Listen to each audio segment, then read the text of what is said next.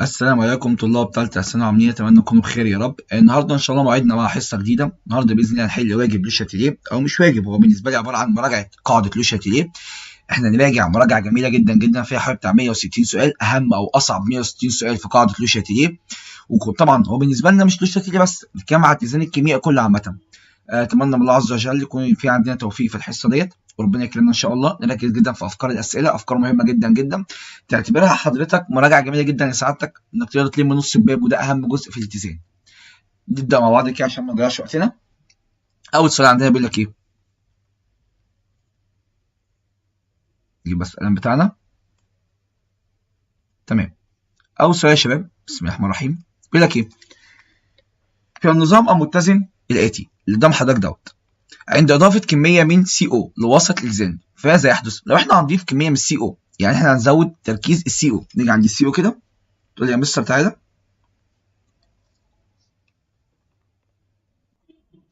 فعند إضافة كمية من CO لوسط الاتزان ماذا يحدث؟ نيجي عند CO كده، تقول لي تعالى يا مستر، بكل بساطة أدي CO هنزود منه كمية. لو أنا زودت كمية CO هيحصل إيه؟ لو أنا زودت يا مستر كمية المادة المتفاعلة، التفاعل يمشي شرط العكس، تقول لي يا مستر التفاعل هيمشي في الاتجاه الطردي، صح؟ طيب لما التفاعل يمشي في الاتجاه الطردي، حلو الكلام كده، تركيز ال O2 يحصل له ايه؟ وتركيز السي او يحصل له ايه؟ تقول لي مثلا تركيز ال O2 وتركيز السي او بيقل، طب تركيز السي او 2 هيزيد، يبقى اول حاجه زياده تركيز السي او 2 ونقص تركيز ال O2. الاجابه رقم كام؟ اجابه رقم 1000. السؤال الثاني، في التفاعل المتزن التالي، حلو كده الكلام، تزداد سرعه خفوت اللون الاحمر. نركز بس يا شباب، بيقول لك ايه؟ تزداد سرعه خفوت اللون الاحمر، يعني اللون الاحمر يقل، هو عايز اللون الاحمر يقل بتاع البروم. ادي البروم، هو ده البروم، حلو كده، عايز لونه يقل، عايز لون البروم يقل، يعني عايز يا مستر البروم ده يقل. ازاي نقلل البروم؟ عشان البروم يقل التفاعل لازم يمشي ازاي؟ عشان البروم يقل يا مستر التفاعل يمشي ايه؟ التفاعل يا مستر مش طردي. ليه مش طردي؟ لما التفاعل يمشي طردي البروم هيقل. ليه؟ عشان يا مستر بكل بساطه البي ار 2 هيقل والاتش سي او او اتش هيقل عشان يتخلص من الزياده، صح ولا لا؟ حلو الكلام ده. عشان التفاعل مش طردي يا مستر يحصل ايه؟ اول حاجه نقص البي ار 2. لو انا نقصت البي ار 2، لو انا نقصتها التفاعل يمشي ايه؟ التفاعل يمشي عكسي عشان يزودها تاني. حلو الكلام. طب زياده اتش بي ار، لو انا مثلا زودت اتش بي ار يمشي عكسي فتقوم دي تزيد. طب زياده اتش سي او او اتش، لو انا زودت ده المركب ده لو زاد هيمشي طرد العكسي، لو المركب ده زاد يا مستر هيمشي باتجاه الطرد عشان نخلص من الزياده. بس كده، يبقى اجابه رقم ج. يتعين الكاشف القاعدي ان وفقا للمعادله الاتيه. ادي الباشا ان مع الميه ادانا ايه؟ ادانا اتش اي ان موجب، يعني ان مع الميه ادانا اتش اي ان موجب وادانا او اتش سالب. عند اضافه قطرات من اتش سي ال، بالراحه يا باشا، هنحط اتش سي ال. تقوم تعالى يا مستر ادي اتش، بالراحه بس كده، ادي يا مستر اتش سي ال، هتديك ايه؟ يا مستر سي ال سالب وتدينا اتش موجب. حلو الكلام ده. طيب تعالى يا مستر بقى، هنزود اتش سي ال، يبقى تقول لي يا مستر تركيز ايه؟ تقول لي يا مستر تعالى كده بكل بساطه، طب نحط يا مستر اتش سي ال، الاتش دي هتقوم متحده مع الاو اتش دي ويعملوا مع بعض ميه، صح ولا لا؟ تقول لي يا مستر الاتش تاخد الاو اتش ويكونوا مع بعض ايه؟ ويكونوا يا مستر ميه، يقوم مدينا اتش 2 او ميه. حلو الكلام كده. يبقى ناقص ايه؟ ناقص تركيز الاو اتش. تركيز الاو اتش قل.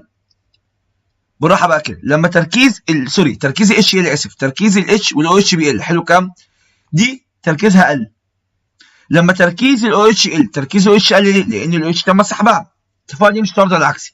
تقول لي يا مستر تركيز الاو اتش بيقل، يبقى التفاعل يمشي ايه؟ التفاعل يمشي في اتجاه طردي. ليه؟ عشان يعوض النقص اللي حصل. حلو الكلام.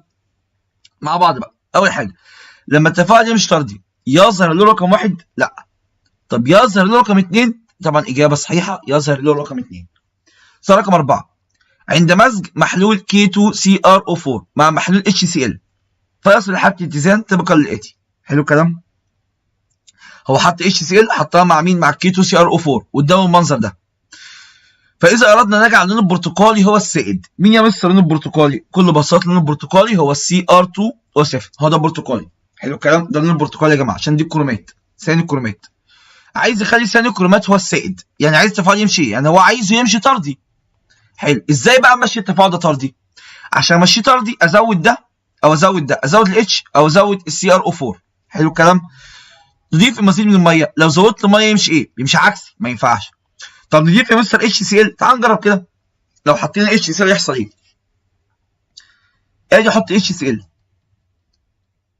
هتدينا ايه؟ اتش موجبه وسي ال سالبه. حلو الكلام ده. لما انت حطيت اتش سي ال، تعالى يا مستر،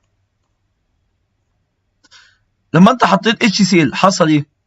بكل بساطه يا مستر، تركيز الايون بتاع الاتش زاد اهو. تركيز الاتش ماله؟ تركيز الاتش زاد. طب لما تركيز الاتش يزيد التفاعل يمشي ايه؟ التفاعل يا مستر يمشي في اتجاه ايه؟ يمشي في اتجاه الطردي. حلو الكلام كده. يبقى عند اضافه او نضيف المزيد من اتش سي ال. لما احط المزيد من اتش سي ال، الاتش سي تفك، تقوم مدينا اتش موجبه سي ال سالبه، تركيز الاتش هيزيد، يوم التفاعل يمشي ايه؟ يوم التفاعل يمشي في اتجاه الطردي. يبقى اذا نضيف المزيد من اتش سي ال يمشي طردي، السي ار 2 او 7 تزيد. عند مزج محلول K2CrO4 مع محلول HCl، طبعا كده معادله تاني نفس المعادله اللي فاتت بس سؤال جديد. المره دي هنضيف NaOH، هو عايز يحط NaOH، هيحصل ايه؟ تعالى يا مستر مع بعض.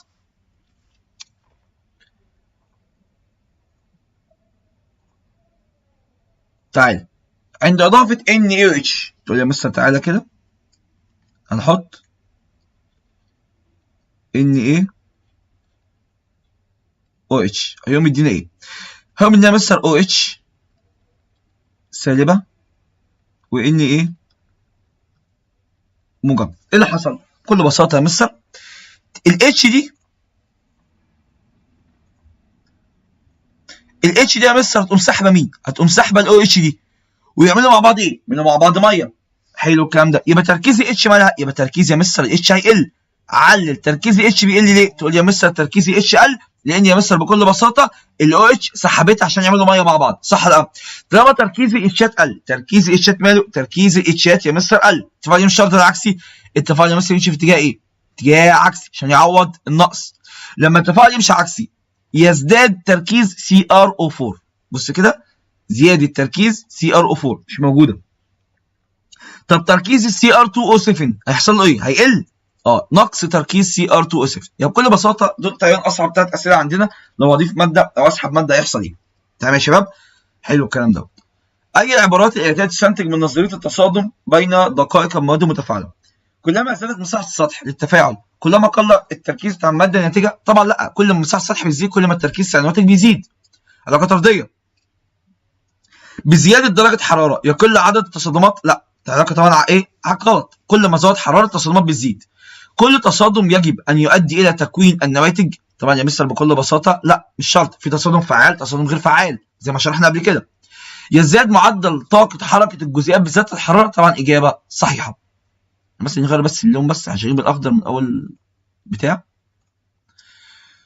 اجابه رقم د. يزيد ارتفاع درجه الحراره من سرعه تفاعل كيميائي نظرا انها ايه؟ بكل بساطه تزيد من سرعه الجزيئات المنشطه، تزيد من اعداد الجزيء المنشط، طبعا اجابه صحيحه.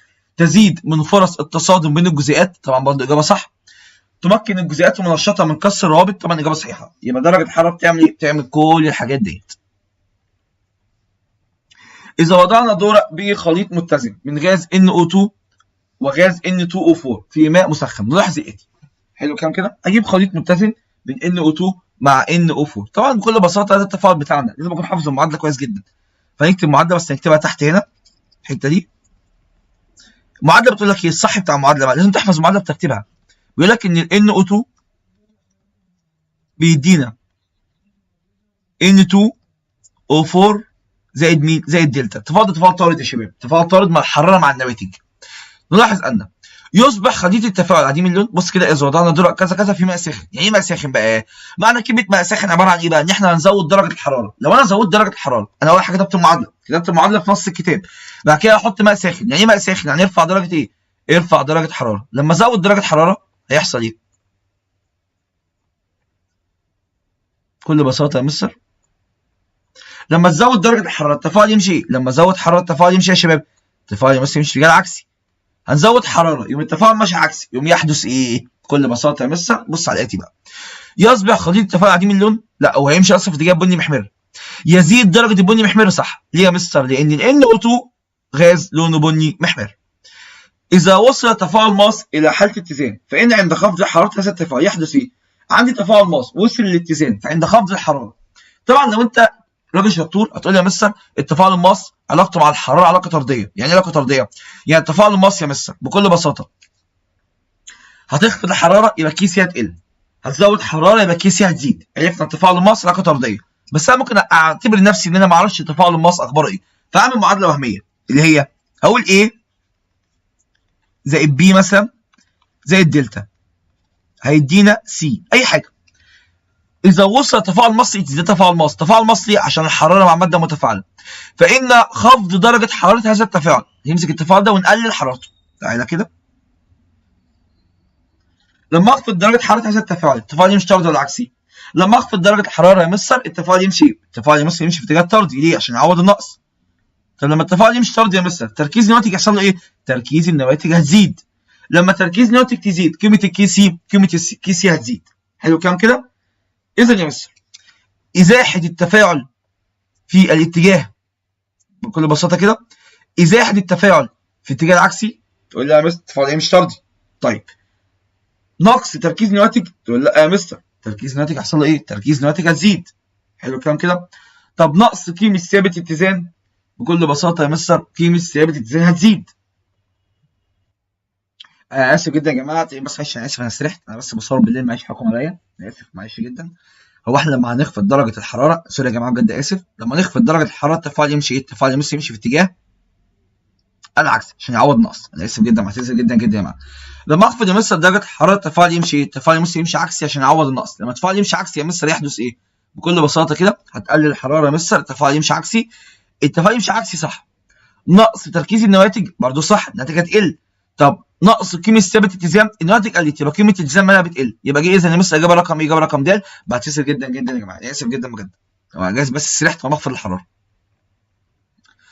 لديك 4 كؤوس زجاجيه بكل منها تفاعل 1 سم من شريط المغنيسيوم مع 100 مللي من محلول حمض الهيدروكلوريك تحت الشروط المدونه على كل كأس. ايهما اسرع معدل تفاعل؟ اسرع معدل تفاعل يبقى اكبر حراره واكبر تركيز. مين اكبر حراره واكبر تركيز؟ اكبر حراره واكبر تركيز يبقى اتكلم في حراره 50. حلو الكلام كده؟ طيب تعالى يا مس حراره 50 كلهم تركيزهم واحد يبقى انا بتكلم معاك في ايه؟ بتكلم معاك في حراره 50 بكل بساطه وتركيز 1 من 10 ولا تركيز واحد؟ ده تركيزه 1 من 10 ده تركيزه كام؟ واحد. يبقى حراره 50 تركيز واحد بيك الرقم دي. يبقى اذا الاجابه الكأس رقم دي اجابه رقم د. عند تفاعل الخرسين مع حمض الهيدروكلوريك يكون معدل التفاعل اكبر ما يمكن. عندما ايه؟ امتى يكون معدل التفاعل كبير؟ لما تستخدم يا مستر مساحه سطح كبيره يعني مسحوق وتستخدم تركيز عالي. يبقى مسحوق الفلز مع حمض مركز مخفف. لا مسحوق الفلز مع حمض مركز كمان. حمض مركز اسرع من حمض مخفف. يبقى كل ما كان الحمض تركيزه بيزيد كل ما كان الحمض تركيزه بيزيد. احنا بنعمل بقى ايه؟ هنا بنزود الحراره وبنزود التركيز وبنزود مساحه السطح فالتفاعل يزيد. في التفاعل المتزن الآلي حلو زياده الضغط تعمل على ايه؟ كل ما زاد الضغط يحصل ايه؟ تقول لي بالراحه بس يا مستر بس هو الضغط يتحسب ازاي؟ اول حاجه لازم اكتب عدد المولات. الباشا ده عنده كام مول؟ ده يا مستر عنده 2 مول. حلو ده كام مول؟ ده 1 مول. لما تيجي تزود الضغط على مين؟ تقول لي يا مستر الضغط موجود مع ماده متفاعله فلما ازود الضغط التفاعل يمشي ايه؟ التفاعل يا مستر يمشي في اتجاه الطردي. حلو الكلام كده عشان نخلص من الزياده. لما التفاعل يمشي طردي عشان نخلص من الزياده تقول لي بقى زياده تركيز ايه؟ لا ايه بتقل. زياده بي بتقل. يقل تركيز سي بكل بساطه يا مستر تركيز سي بيزيد. طب يقل تركيز اي وبي طبعا اجابه صحيحه.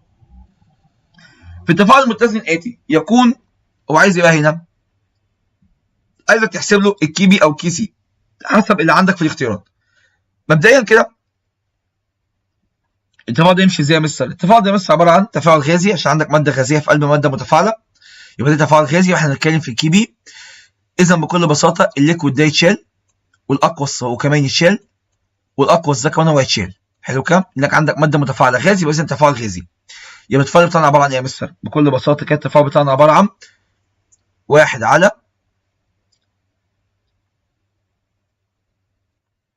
على Cl2.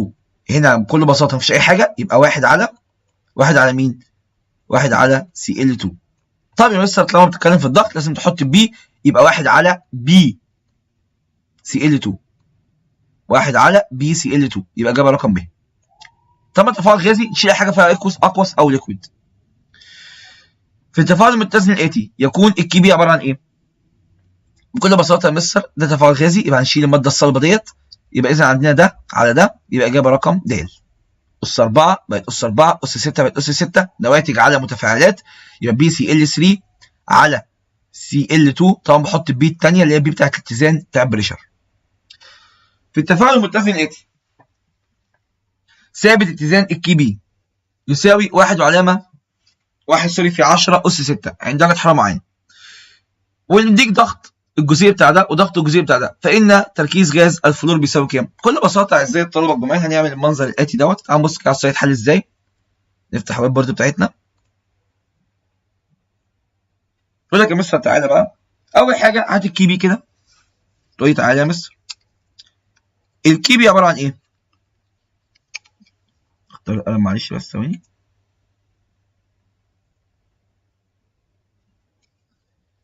الكي بي يا مستر بكل بساطه هتساوي، بيقول لك عندنا هنا اي اف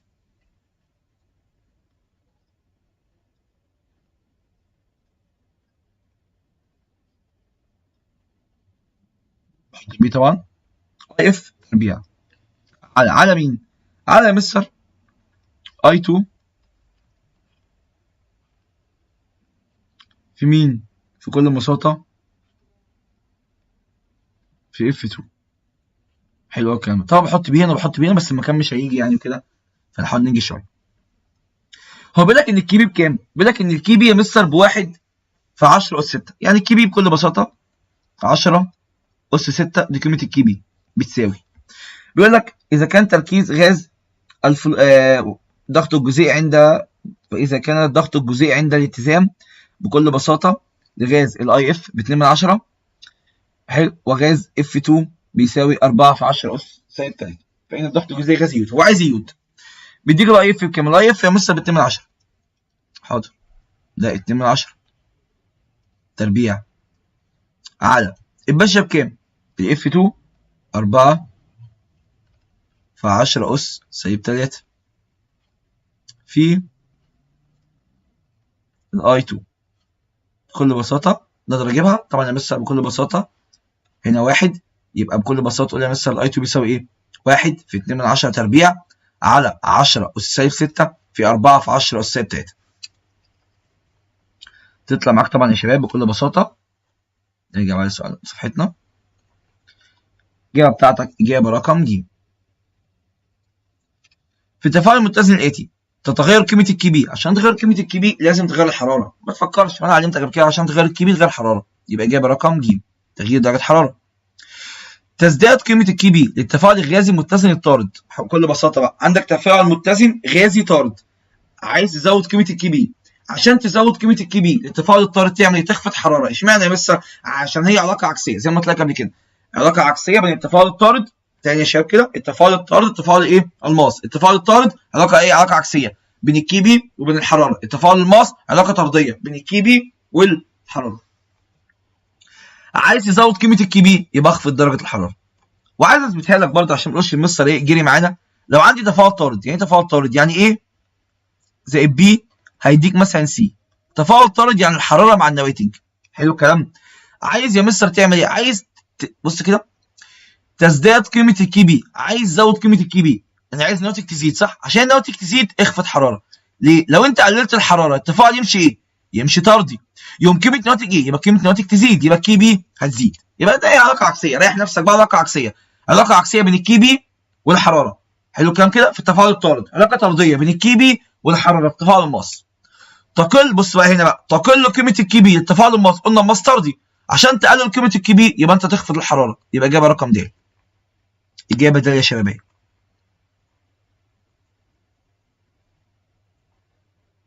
طيب لا يتاثر اتزان التفاعل الاتي. لا يتاثر بايه؟ بكل بساطه رفع درجه حراره. لو انا زودت درجه حراره يتاثر. هنا طبعا ناقص انرجي، الناحيه الثانيه تبقى موجب انرجي. لما زود حراره كده مثل التفاعل يتاثر. طب زياده تركيز غاز النيتروجين برضه هيتاثر، هيمشي طردي. طب زياده الضغط، لو زودت الضغط يا مستر بكل بساطه التفاعل لا يتاثر. اشمعنى؟ عندك هنا كام مول؟ هنا مستر واحد كام مول؟ هنا 2 مول صح؟ هنا كام مول؟ 2. 2 قصاد 2 يبقى بكل بساطه يا مستر تقول لي بقى ايه؟ زياده الضغط لا تؤثر ان عدد المولات متساويه. التفاعل التالي يحدث في اناء مرن. حلو. ماذا تتوقع يحدث الحجم عندما يحدث التفاعل دوت؟ بكل بساطه يا مستر هنا كام مول؟ واحد كام؟ واحد يا مستر 2. هنا كام مول؟ هنا 2. لو انت يا مستر اثرت بالحجم ولا اي حاجه ليه عدد المولات متساويه يبقى يبقى ثابتا. ماذا يحدث عندما يقل حجم النظام التالي؟ ده عندك حجم تفاعل غازي، ده اوت بره اللعبه. اشمعنى؟ ده ليكويد وتفاعل غازي ما ينفعش. ماذا يحدث عندما يقل الحجم؟ معنى كلمه يقل الحجم يعني زياده الضغط. معنى كلمه يقل الحجم يعني ايه؟ يعني انا ازود الضغط. لو حضرتك زودت الضغط هيحصل ايه؟ عايز تعمل ايه؟ تقلل الحجم، فانت تزود الايه؟ تزود الضغط. لما زود الضغط التفاعل يمشي ايه؟ التفاعل يا مستر يمشي في اتجاه طردي. حلو كده. مش في اتجاه طردي يا مستر يحدث ايه؟ طالما يمشي يا مستر في اتجاه طردي يبقى يقل تركيز البي ار 2 صح ولا لا؟ يبقى اجابه رقم الف. لما تزود الضغط التفاعل يمشي ايه؟ تزود الضغط التفاعل يمشي طردي. حلو. تاني كده تفاعل غازي يا مستر، عندي بي ار 2 وعندي بي ار 2 ليكويد. يبقى الليكويد بره اللعبه، هتزود الضغط يبقى تزود الضغط على بي ار 2 غاز، يمشي تفاعل طردي تركيز البي ار 2 غاز يقل. بعض عند تفكك ماده صلبه بفعل الحراره للنواه الغازيه فانه عند انكماش حجم الوعاء يحدث ايه؟ تفكك ماده صلبه بفعل الحراره للنواه الغازيه. ممكن اعمل المعادله دي مثال ازاي؟ ممكن اقول لك ايه؟ ماده صلبه صح؟ ايه سولد بفعل الحراره للنواه الغازيه تديك مثلا ايه؟ بي زائد سي، وفرضا ان ده غاز وده كمان غاز. حلو الكلام. عند تفكك ماده صلبه بفعل الحراره النواه الغازيه فان عند انكماش حجم الوعاء التفاعل. لما اعمل انكماش لحجم الوعاء يحدث ايه؟ يعني انكماش لحجم الوعاء يعني بكل بساطه حجم الوعاء يقل. تقول لي تعالى يا مستر بقى هو ده اساسي ليه لازمه؟ لا ليه؟ لان يا مستر بكل بساطه الباشا ده عباره عن غاز، وطالما ده غاز سوري عباره عن صلب، طالما ده صلب ملوش لازمه. عند انكماش حجم يعني انكماش حجم الوعاء، عند انكماش حجم الوعاء يا مستر معناها زياده الضغط صح؟ عند انكماش حجم الوعاء تعني ايه؟ تعني زياده الضغط. لما اجي حضرتك ازود لك الضغط التفاعل يمشي ايه؟ يمشي يا مستر عكسي. يبقى تزداد سرعه التفاعل العكسي. بكل بساطه سؤال جميل جدا جدا وسؤال قوي جدا جدا جدا. طيب يا مستر لما التفاعل يمشي عكسي حلو الكلام يعني معنى كده الناتج هتقل صح؟ يبقى تقل قيمه الكي بي. اقول لك لا استنى، قيمه الكي بي بتقل امتى؟ لو احنا لعبنا في الحراره فقط لا غير. طب سؤال رقم 23. تعالى يا مستر. في التفاعل المتزن التالي يمكن زياده كميه NO. عايز يزود ال NO يعني عايز يمشيه ايه؟ طالما هيزود ال NO يمشيه ايه؟ يمشيه اتجاه طردي. حلو الكلام؟ حلو الكلام ده. معايا يا مستر بقى تقليل كميه O2. لو قلل ال O2 لو ال O2 قلت يمشي ايه؟ يمشي عكسي صح ولا لا؟ لو ال O2 قلت يمشي ايه؟ يمشي عكسي. طب زياده درجه حراره طبعا يا مستر تفاعل ماس. ليه تفاعل ماس؟ لان هوديها الناحيه الثانيه بعكس الاشاره. اوعى تنسى دي. هوديها بعكس الاشاره الناحيه الثانيه يبقى دي تلغي من هنا كده نشطبها والناحيه الثانيه بعكس الاشاره. عند زياده الحراره يمشي ايه؟ لما ازود يا مستر الحراره التفاعل يمشي ايه؟ يمشي اتجاه يا مستر طردي تزداد كميه NO. اذا اجابه صحيحه، اجابه رقم ب. في التفاعل المتزن الاتي عند اضافه ماء جير الى هذا التفاعل يحدث ايه؟ لما حضرتك تحط ماء الجير هيعمل ايه؟ اكتب بس رمز ماء الجير كده. تقول لي تعالى يا مستر ماء الجير عباره عن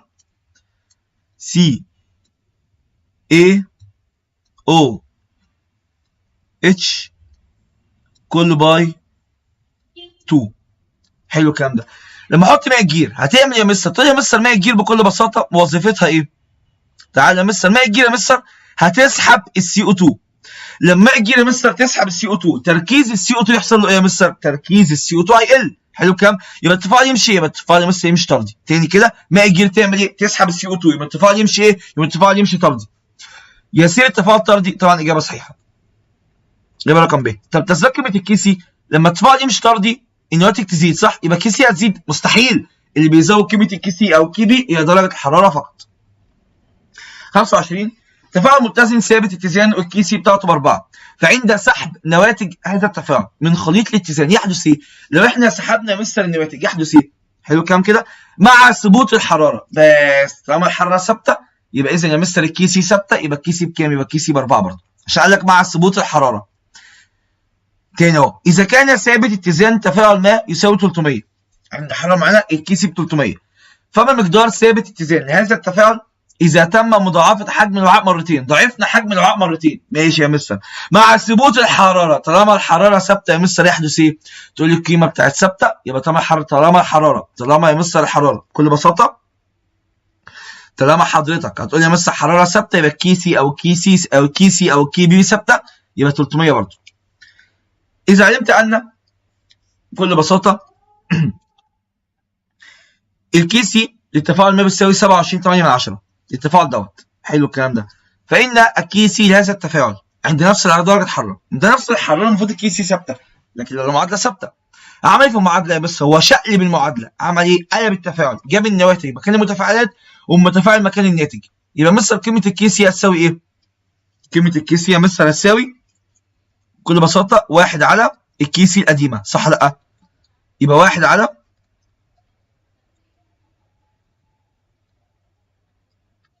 هيدينا ايه يا مستر؟ تطلع الاجابه 36%. طيب سؤال رقم 28. اذا كانت قيمه ثابت اتزان التفاعل الاتي بالرقم ده 2 في 10 سالب 2 عند حراره معينه، فان قيمه الكي سي لهذا التفاعل، قام قلب التفاعل، يعني 1 على الرقم ده 1 على 2 في 10 سالب 2 بيساوي كام؟ بيساوي 50. وعمل ايه يا مستر؟ قال لك الحراره ثابته بس انت قلبت التفاعل، يبقى 1 على كذا، جبت الناتج مكان المتفاعل، يبقى اقسم 1 على كذا. عناصر فلزيه او اكاسيد بعض هذه المركبات تكون بدورها مثل مين؟ طبعا عناصر يا مستر فلزيه او اكاسيدها او بعض المركبات، ده كده بكام؟ عامل حفاز، تكون بدورها مثل ايه؟ تنشيط التفاعل. عامل حفاز بيزود النشاط. العامل الحفاز يزيد من سرعه التفاعل الكيميائي لانه ايه؟ العامل الحفاز بيقلل من طاقه التنشيط، طبعا بيقلل طاقه التنشيط.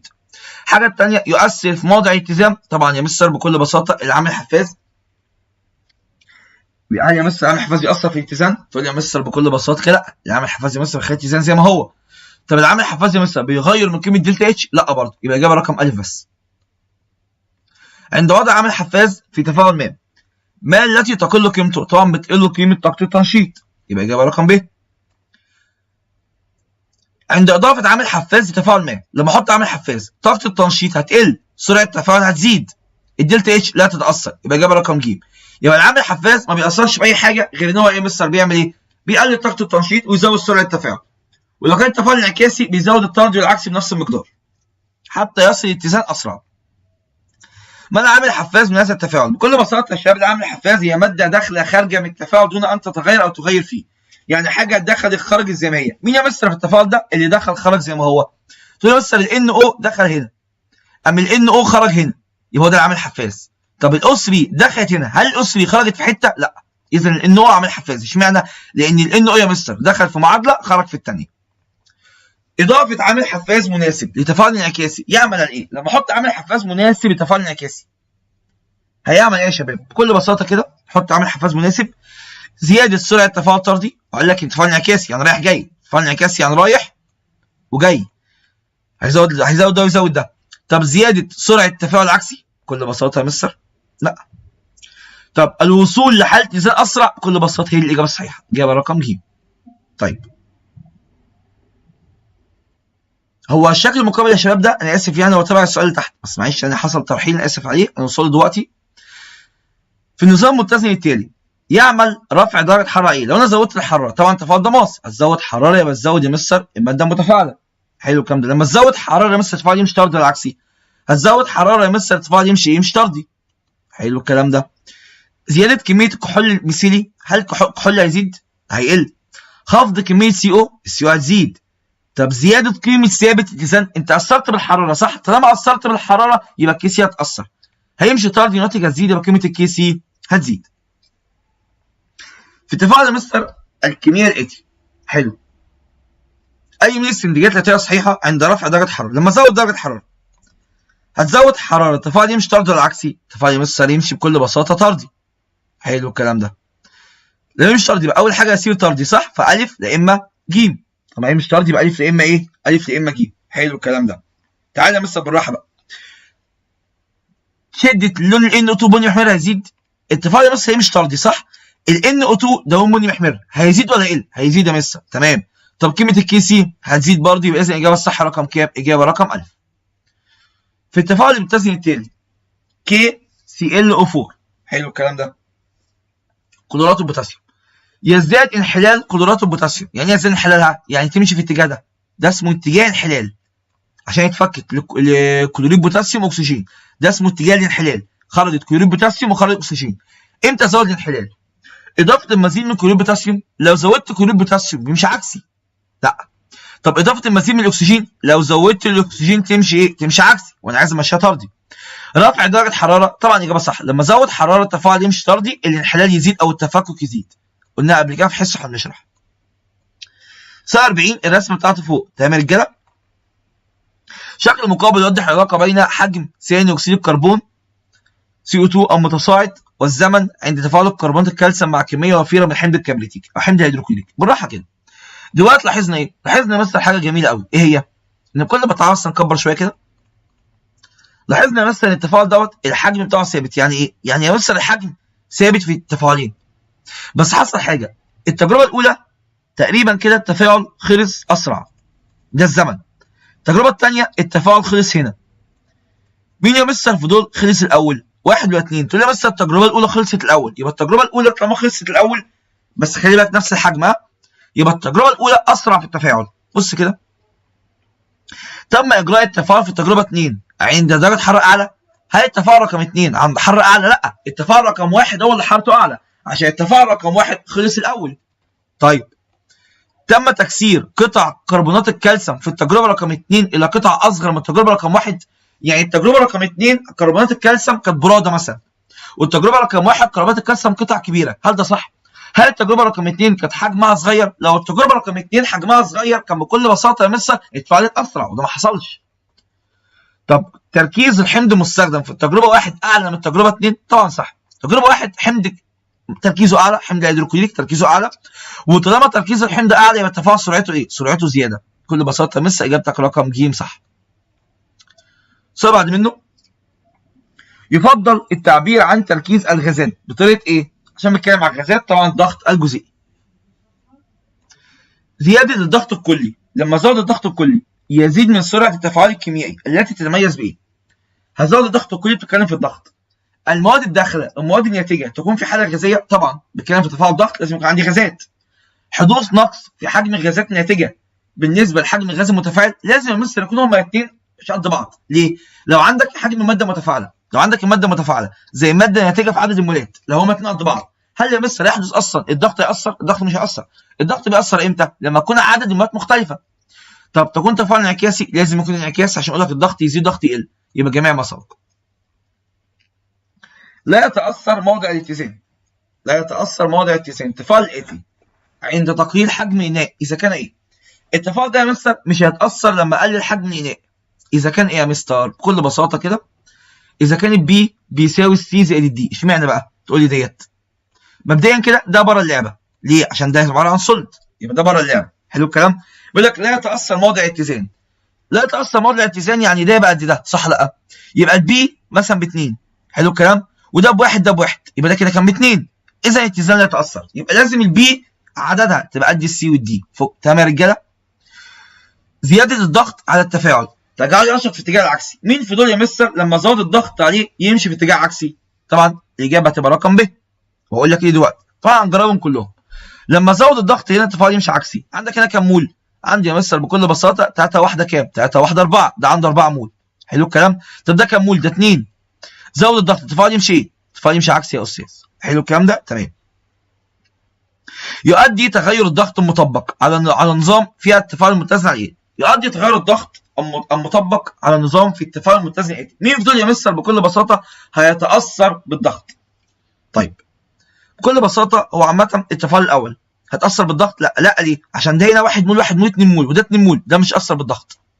طب يا مستر التفاعل هتاثر بالضغط؟ عندك هنا مستر سولد وسولد، ده كده اوت ده اوت، هنا في 1 يبقى ده يتاثر بالضغط. تعالى هنا كده. سوري يا جماعه، 3 1 كام؟ 3 1 كام؟ 4. هنا 2 تأثر بالضغط، هنا يا مستر عندنا 2، وهنا عندنا يا مستر بكل بساطة 2 1 كام؟ 3 تأثر برضه بالضغط. طيب تعالى بقى. بيقول لك ايه؟ مين في دول يا مستر هيتأثر بالضغط؟ تعال نبص كده مع بعض كده يا شباب. طيب لا سوري يا جماعه انا اسف جدا، هو التفاعل رقم 2 احنا بس خدناش بالنا. التفاعل رقم 2 يا جماعه، التفاعل رقم 2 عندنا دي سولد وسولد، عندنا دي غاز. كل بساطه يا جماعه التفاعل رقم 2 دي بس مستر هتشال. حلو الكلام. فيبقى عندك دي 1 مول دي 1 مول، يبقى قد بعضهم 2 صح؟ فاذا الضغط برده مش هيأثر. تمام كده؟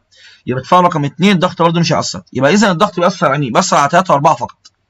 يبقى ازاحه موضع اتزان الثالث والرابع فقط هم اللي يتأثروا بالضغط. لان ده وده ما عندهمش ضغط. سؤال رقم 46 يا شباب بيقول لك ايه؟ يزداد معدل تكوين النشادر من عنصري طريقه هابر بوش عن طريق ايه؟ ازاي ازود معدل تكوين النشادر؟ يعني عايز يزود يمثل معدل التفاعل ايه؟ الطردي. حلو. ازاي ازوده بقى؟ اول حاجه التفاعل الطارد اللماس. التفاعل ده يمثل بكل بساطه تفاعل طارد. يعني الحراره موجوده هنا صح؟ انا عايز ازود الطردي، بعمل ايه؟ يبقى انا يمثل اقلل درجه الحراره صح؟ لا الحراره مع النواتج صح؟ يبقى انا اقلل درجه الحراره، التفاعل يمشي طردي. يبقى اول حاجه تقليل الحراره. يعني ايه تقليل الحراره؟ يعني التبريد، يعني ب او د. حلو الكلام. طب مستر بقى الضغط، هنا عندك كام مول؟ 3 1 كام؟ 3 1 4 مول. هنا كام مول؟ هنا يا مستر 2 مول. يبقى انت مستر تعمل ايه؟ تزود الضغط، يبقى الضغط ماشي كده، وتعمل ايه؟ وتبرد التفاعل. اجابتك رقم ب. انسب الظروف للحصول على اكبر قيمه من غاز HCl من التفاعل ده. نعمل ايه؟ عايز ازود قيمه HCl، انا عايز امشيه طرد ولا عكسي؟ يعني عايز امشيه عكسي. ازاي نحصل على HCl يا مستر؟ اول حاجه التفاعل طارد ولا ماس؟ دلتا اتش موجبه. لو التفاعل ماس يبقى الحراره موجوده هنا. قول لي يا مستر بقى، رفع درجه حراره وزياده حجم اناء التفاعل. لو انا رفعت درجه الحراره هيمشي ايه؟ مش طردي، ما ينفعش. طب رفع الحراره، نرفع الحراره ما ينفعش. طب خفض الحراره يا مستر، احنا نقلل الحراره، لما اقلل الحراره يمشي طردي صح يا استاذ؟ طب زياده حجم اناء التفاعل 2 و2 كام؟ 2 و2 4. طب 1 و4 كام؟ 1 و4 5. انت عايز يمشي ايه؟ انا عايز يا مستر يمشي عكسي. عشان يمشي عكسي هتعمل ايه؟ تقول لي يا مستر نعمل ايه؟ اول حاجه عشان يمشي عكسي نقلل الحراره يمشي عكسي. الحاجه الثانيه احنا ممكن يا مستر نعمل ايه؟ نقلل الضغط صح لا؟ لما اقلل الضغط التفاعل يمشي ايه؟ التفاعل يمشي يا استاذ عكسي. تقليل الضغط يعني ايه؟ يعني زياده حجم اناء التفاعل. 48 عند تقليل الضغط الكلي على النظام المتزن. عايز يقلل الضغط. حلو الكلام. يعني يا مستر بكل بساطه الباشا ده مش موجود. حلو. عايز تقلل الضغط يا مستر، هنا 1 قصاد 1 اذا التفاعل لا يتاثر. في التفاعل التالي احدى الحالات الاتيه تزيد من ايه بقى؟ تزيد من كميه بي ار 2. عايز يزود كميه بي ار 2 كجزيء. يعني عايز التفاعل يمشي ايه؟ يعني عايز يمشي طردي. حلو الكلام ده. خفض تركيز بي ار 2 طبعا لا. هنخفض لا، المفروض ازود تركيز مش طردي. طب خفض حجم الوعاء 2 بكل بساطه كده. بيقول لك خفض حجم الوعاء. بكل بساطه يا مستر ده مش معانا. حلو الكلام. وده مش معانا وده مش معانا. اشمعنى؟ عشان دول كلهم عباره عن ايه؟ عباره عن سوائل ومحاليل. طب خفض حجم الوعاء لما انا يا مستر اقلل دوت، عايز اقلله تمام؟ بكل بساطه لما اقلل دوت التفاعل يمشي طردي ولا عكسي؟ سوري يا جماعه اسف، هو خفض حجم، انا اسف يا جماعه، خفض حجم الوعاء مش خفض الضغط. انا اسف يا جماعه. خفض حجم الوعاء يعني خفض حجم الوعاء يعني زياده الضغط. خفض الحجم يعني زياده الضغط. نخفض حجم الوعاء يعني نزود الضغط. لو انا زودت الضغط يمشي طردي ولا عكسي؟ التفاعل يا مستر بكل بساطه هيمشي في اتجاه ايه؟ الطردي. يبقى اجابتك رقم ب. في التفاعل المتزن التالي طبعا يا جماعه الغاز هنا عباره عن غاز بس يشيل معامله كابيتال. بفرض ثبات الحجم، الحجم ثابت. اي مما يلي يحدث عند رفع درجه الحراره. لما ازود درجه حراره التفاعل ده ماس صح؟ يعني الحراره موجوده هنا. لما ازود درجه حراره التفاعل يمشي ايه؟ التفاعل يمشي طردي. حلو الكلام ده. لما التفاعل يمشي طردي يا استاذ، لما التفاعل يمشي طردي يا استاذ هتعمل ايه؟ اول حاجه الكي سي هتزيد، يبقى زياده قيمه الكي سي. يبقى انا بتكلم معاك في ايه؟ بتكلم معاك يا مستر في زياده قيمه الكي بي او الكي سي. يبقى اجابتك رقم د بكل بساطه. طبعا تفاعل غازي يبقى زياده قيمه الكي بي. طبعا يزداد السي او، طبعا السي او هيزيد. في التفاعل التالي يزداد معدل التفاعل الطردي بخفض درجه الحراره وخفض الضغط. مين في دول يا مستر يزداد معدل الطرد؟ يعني الطرد يزيد لما نعمل ايه؟ لما نخفض حراره ونخفض الضغط. بكل بساطه اجابه رقم ب. طبعا انت تجربهم كلهم بس الصح رقم ب. ليه بقى رقم ب؟ رقم ب التفاعل طارد صح؟ التفاعل الطارد يعني الحراره في النواتج. لو انت قللت الحراره يمشي طردي. طب خفض الضغط 2 1 كام؟ 2 1 3. هنا 3. طب هنا كام؟ هنا 1. عايز تقلل الضغط يمشي ايه برضه؟ يمشي طردي برضه. يبقى اجابتك رقم ب. العباره الصحيحه المعبره عن التفاعل المتزن هي مين؟ مين في دول تعبر عن التفاعل المتزن دوت؟ زياده تركيز غاز سي او يزيد من قيمه الكي سي. خليك عارف حاجه، مفيش حاجه تغير قيمه الكي سي غير درجه الحراره، يبقى الف اوت. رفع درجه الحراره يزيد من قيمه الكي سي، التفاعل طارد، يعني ازود حراره يمشي عكسي فقيمه الكي سي تقل، لان التفاعل الطارد علاقه عكسيه بين الكي سي والحراره. طب خفض درجه الحراره يزيد من قيمه الكي سي، ممكن تكون دي صح. الحراره مع النواتج، لما اقلل الحراره التفاعل يمشي طارد عشان اعوض النقص، يوم النواتج تزيد تبقى الكي سي هتزيد، يبقى اذا اجابتك رقم ج. شكل البياني التالي للضغط الجزيئي المتولد في زمن T1 من T2 عند حالة الاتزان التالي. عند النقطة T1 أضيف الهيدروجين إلى النظام المتزن سابقا عند النقطة عند تلك النقطة على المنحنى. يعني بكل بساطة قال لك إيه؟ عند T1 أضيف هيدروجين، عند نقطة T1 زودنا هيدروجين، تركيز هيدروجين زاد. حلو. لما تركيز الهيدروجين بيزيد، بالراحة بقى تركيز الهيدروجين بيزيد أهو، يمشي طردي ولا عكسي؟ التفاعل يمشي طردي يا أستاذ. تركيز الهيدروجين بيزيد يبقى التفاعل يمشي طردي، صح؟ لما التفاعل يمشي طردي بقى يا مستر يحدث ايه؟ تقول لي يا مستر بكل بساطه التفاعل يمشي طردي يبقى تركيز النشادر هيزيد وتركيز الهيدروجين هيقل، تركيز النيتروجين هيقل. تركيز النشادر هتزيد، مين في دول يا مستر يعبر عن منحنى زياده؟ بي. يبقى بي عباره عن نشادر، يبقى بي عباره عن ايه؟ بي عباره عن نشادر. اشمعنى؟ تعالى يا مستر. نشادر. ليه يا مستر نشادر؟ لان يا مستر عند زياده الهيدروجين هيمشي طردي فالنشادر هتزيد. طب عندك دلوقتي بقى عباره عن ايه بقى؟ عباره عن هيدروجين نيتروجين. الهيدروجين بكل بساطه يا شباب، الهيدروجين هنا يا رجاله عباره عن ايه؟ هيدروجين هي الماده اللي بكل بساطه كده عدد مواتها اكتر، يبقى هي ماده ايه؟ عندها عدد اكتر من مولات. واعلمك حاجه ثانيه برضه هقولها دلوقتي. نيجي عند النيتروجين بقى. النيتروجين يا مستر عباره عن ايه بقى؟ عباره عن المنحنى رقم سي. يبقى اذا الاجابه بتاعتك عباره عن ايه؟ الاجابه يا مستر عباره عن رقم ب.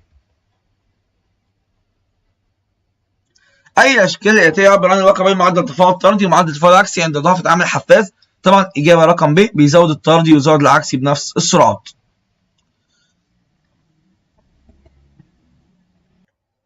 مع بعض يلا يا شباب كده سؤال رقم 55. ممكن بس نصغر شويه. الرسم يعبر عن تفاعل ايه؟ بالنسبه لنا يا شباب كده، طالما عندك هنا الماده متفاعله كبيره والماده نتيجه قليله، التفاعل ده كان بادئ كبير وبعد فتره صغر، يبقى ده تفاعل ايه؟ تفاعل طارد ولا مصدر؟ يا مستر بكل بساطه كده ده عباره عن تفاعل طارد للحراره. حلو الكلام ده. يعبر عن ايه؟ اثر العامل الحفاز في تقليل طاقه التنشيط. برضه يا مستر تمام، لان عندك هنا عامل حفاز لما اتضاف قلل طاقه التنشيط للمنحنى دوت. زياده سرعه التفاعل عند استخدام الحفاز، لما استخدم الحفاز سرعه التفاعل بتزيد، صح؟ تفاعل طارد برضه صح بكل بساطه جميع ما سبق. تزداد كفاءة العامل الحفاز امتى؟ كفاءة العامل الحفاز بتزيد كل ما كان بيوفر طاقة أكتر. نبص كده مع بعض. التفاعل في البداية، التفاعل مثلا في البداية كان المنحنى عامل كده، كان كبير جدا، اللي هو المنحنى ده، المنحنى اللي فوق ده، اللي هو ده كده. ده التفاعل في البداية، صح؟ لما حطيت عامل حفاز يا مستر التفاعل بقى منظره عامل كده. يبقى العامل الحفاز بيعمل ايه؟ بيوفر الطاقة. ايه الفرق يا مستر بين المنحنى الأولاني والمنحنى الثاني؟ الحتة ديت. يبقى العامل الحفاز بيعمل ايه؟ بيوفر الطاقة. يبقى بيعمل ايه يا مستر؟ بيزيد منين بقى؟ من المادة ايه او الجزء ايه؟ كل ما المسافة ايه زادت كل ما العامل الحفاز وفر اكتر. لو افترضنا العامل الحفاز ده كان انتهى هنا فرضا، يعني ايه يا مستر؟ زادت اكتر. كل ما الايه بتزيد كل ما العامل الحفاز ده عامل كويس لانه بيوفر طاقة اكتر. يبقى اذا ايه؟ عند اضافة عامل حفاز للتفاعل فان قيمة دلتا اتش اخبارها ايه؟ العامل الحفاز يا مستر مش هيأثر في الدلتا اتش، يبقى تبقى ثابته. اي مما يلي الصحيح فيما يتعلق بالعامل الحفاز. عامل الحفاز يا مستر بيعمل ايه؟ يقلل من طاقه المتفاعلات؟ لا. يقلل من طاقه التنشيط؟ صح. عند رفع، صوت مهم جدا جدا يا شباب، عند رفع درجه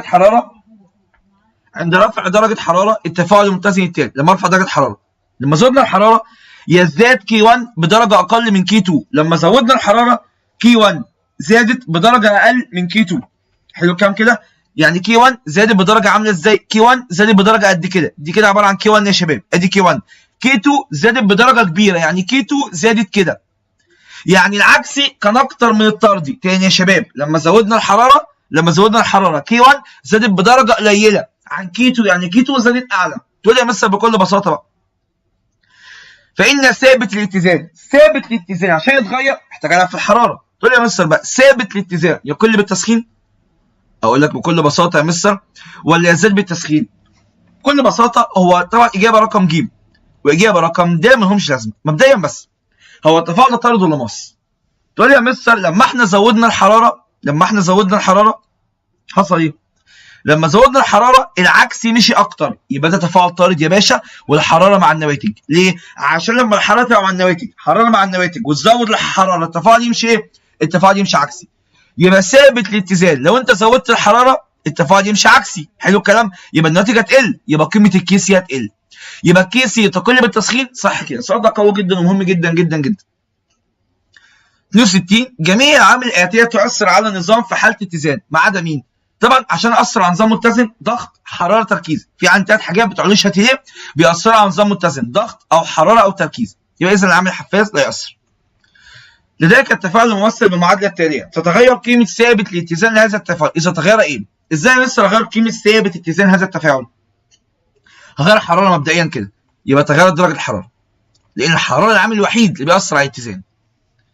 في شكل البياني التالي يعبر عن تجربتين مختلفتين لتفاعل ملح كربونات الصوديوم مع وفره من الحمض الهيدروكلوريك، ويرجع تغيير المنحنى x عن المنحنى y في التجربتين الى الاتي. بكل بساطه منحنى x ومنحنى y هما الاثنين تقريبا كده هما الاثنين خلصوا في نفس الوقت، صح؟ طالما هما الاثنين خلصوا في نفس الوقت يبقى ولا التركيز اتغير ولا الحراره اتغيرت ولا مساحه السطح اتغيرت، هما الاثنين بينتهوا في نفس الوقت. يبقى التركيز ثابت والحراره ثابته ومساحه السطح ثابته. لكن يا مستر المنحنى x الحجم بتاعه كبير قوي. بص كده المنحنى x انتهى عند حجم كبير لكن منحنى y انتهى عند حجم اقل، يبقى حجم x اكبر من حجم y. حلو الكلام ده؟ تغير التركيز؟ لا، قلنا لا. عشان ايه؟ عشان السرعات ثابته. تغير المساحه؟ قلنا لا. طب تغير الكتله بتاع كربونات الصوديوم؟ بص يا مستر بقى كتله كربونات الصوديوم اتغيرت. ليه؟ عشان كده الكتله في منحنى x اكبر من الكتله في منحنى y. يبقى اجابه رقم ج. لما الكتله في منحنى x تبقى اكبر تديك غاز اكتر. تاني كده يا شباب لما الكتله بتاعت منحنى x تبقى كبيره تديك كميه غاز كبيره، صح لا؟ بس كده. عند سقوط الضوء على افلام التصوير يحدث ايه؟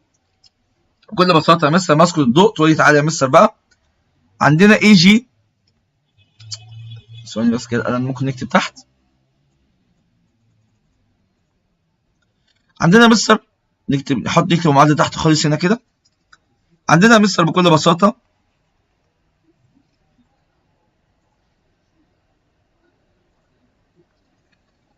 عندنا تعالى يا مستر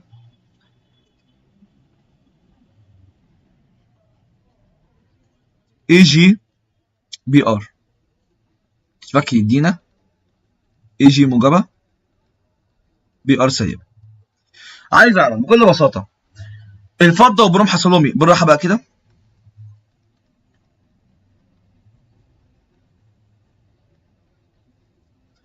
معايا يا باشا بالراحه. اول حاجه عند سقوط الضوء على افلام التصوير يحدث الاتي. اول حاجه الفضه كانت بموجب، صح؟ خرجت بايه؟ خرجت بصفر. يبقى حصل لها ايه؟ حصل لها اختزال. يبقى حصل الفضه اختزال. دخل الموجب خرجت بايه؟ خرجت بصفر. يبقى الفضه حصل لها اختزال. طب البروم يا مستر البروم دخل المركب بكل بساطه. البروم يا مستر حصل له ايه؟ البروم بقى بغض النظر عن التفاعل دوت البروم هنا كان بي ار سالب 1، صح؟ هيتحول لبي ار بصفر عامه بغض النظر كمان شويه بس التفاعل بتاعه مش علينا. يبقى حصل اختزال لعيون الفضه وحصل اكسده للبروم. ليه بقى حصل اكسده للبروم؟ البروم بالمناسبه سوري يا جماعه البروم هيحصل له ايه؟ البروم يا مستر البروم سالب هيقوم عامل ايه؟ هيقوم البروم مفكوك ومديك بي ار صفر ويقوم مديك الكترون. هنا البروم عمل ايه؟ البروم عايز يستقر، صح؟ وهنا البروم يا مستر مكتسب الكترون اصلا وانا عايز ارجع كل حاجه لاصلها. انا اول حاجه عندي اي جي بي ار بالمنظر ده اهو. ادي اي جي بي ار مفكوكه ادتني دول. انت عايز تعمل يا مستر؟ انا عايز ارجع كل حاجه لاصلها. ازاي ارجع حاجه لاصلها؟ الفضه اكتسب الكترون اتحول لفضه سالب سوري فضه بصفر. بالموجب لصفر حصل ايه؟ حصل له يا مستر بكل بساطه اختزال. طب البروم كان بسالب قام البروم خارج بصفر يبقى حصل له ايه؟ حصل له اكسده. يبقى بكل بساطه يا مستر تقول لي يا مستر ايه؟ السؤال بتاعك اجابته رقم د. التفاعل التالي في حاله اتزان انسب الظروف لتحويل التفاعل تام. عشان احوله لتفاعل تام لازم اسحب احد المواد. دول. اسحب بقى كحول، اسحب حمض، اسحب اي حاجه. هتسحب مين يا مستر؟ قال احنا هنضيف حمض الكبريتيك المركز زي ما انا علمتك في الحصه. لان حمض الكبريتيك هيعمل ايه؟ حمض الكبريتيك هيسحب ميه، وطالما حمض الكبريتيك سحب الميه بكل بساطه يا مستر التفاعل ده هينتهي، لانه هيمشي في اتجاه ايه؟ هيمشي في اتجاه طردي فقط. ليه؟ تعريف الاتزان الكيميائي بيقول لك ايه؟ يظل الاتزان قائم طالما جميع المواد في حيز التفاعل ما لم يتكون راسب او تصاعد غاز. طب يا مستر تكون راسب او تصاعد غاز بكل بساطه يا شباب التفاعل ده بيقف. تمام كده؟ يبقى جبت لك رقم ج. اي تفاعل تاني اسرع لماذا؟ بكل بساطه التفاعل سريع بقى، تركيز، حراره، الكلام ده كله، لكن عندنا حاجه اسمها طبيعه الماده المتفاعله. لو احنا قلنا التفاعل ده عباره عن معادله ايونيه، اذا التفاعل سريع يبقى اجابه رقم ا لانها معادله ايونيه. سؤال رقم 70 يلا يا شباب مع بعض. اجريت تجربتين، الاولى بين مسحوق خرسين وحمض هيدروكليك مخفف. الاولى مسحوق، ركز كويس، الاولى مسحوق، والثانيه طبعا كتل متساويه. الاولى مسحوق يعني الاولى اسرع اكيد، تمام كده، والثانيه كتل يبقى الثانيه بكل بساطه بطيئه. بص بقى، معدل خروج الغاز اقل في التجربه الاولى، طبعا التجربه الاولى معدل خروج غاز اسرع، يبقى اذا ا وب بيقول لك معدل اقل، غلط. ينتهي التفاعل في زمن اكس في الثانيه، حلو كام، بينما ينتهي التفاعل في نفس زمن اكس، بكل بساطه لا، ده ينتهي في اكس يبقى ده مثلا ينتهي في اقل من اكس، صح لا؟ معدل خروج غاز واختفاء زد ان اكبر ما يمكن، ومعدل خروج غاز واختفاء زد ان قليل، طبعا اجابه صحيحه، اجابه رقم د. طيب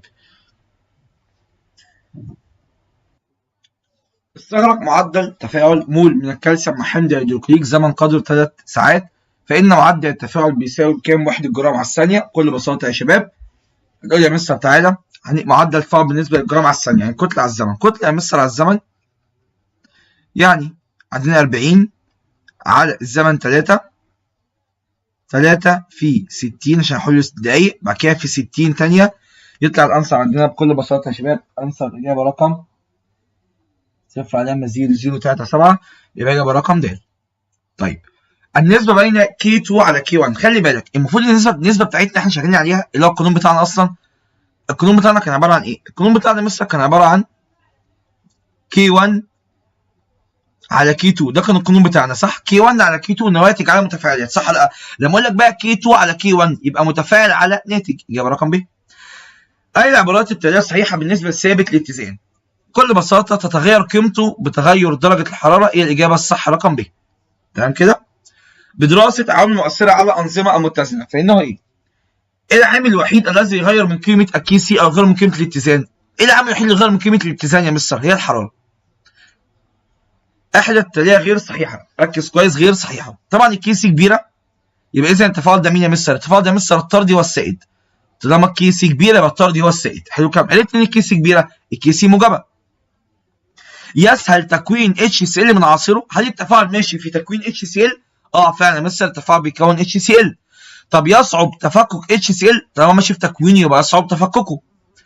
الاتجاه العكسي هو السائد، الطردي هو السائد، يبقى اذا اجابه رقم ج غلط. هو بيقول لك ايه؟ مين في دول غير صحيحه؟ وخلي بالك كويس، التفاعل ده تفاعل طارد، سوري تفاعل طردي. ايه تفاعل طردي؟ يعني ماشي في اتجاه النواتج. حلو الكلام كده؟ بكل بساطه يا مستر التفاعل ماشي في اتجاه الماده الناتجه، يبقى اذا يتكون اتش سي ال. طب يصعب تفككه؟ طبعا طالما بيتكون يبقى صعب التفكك، لكن عكسي والسائد غلط، الطردي والسائد. في التفاعل المتزن آتي بإضافة قطرات من حمض HCl، حبايبنا الجمال الشطار احنا حليناها في الحصة مع بعض. لما احط HCl تعالى يا مستر ادي HCl، فكها تديك ايه؟ تدينا يا مستر H موجبة، أو خلي دي Cl سالبة أحسن، نمشي مع الترتيب.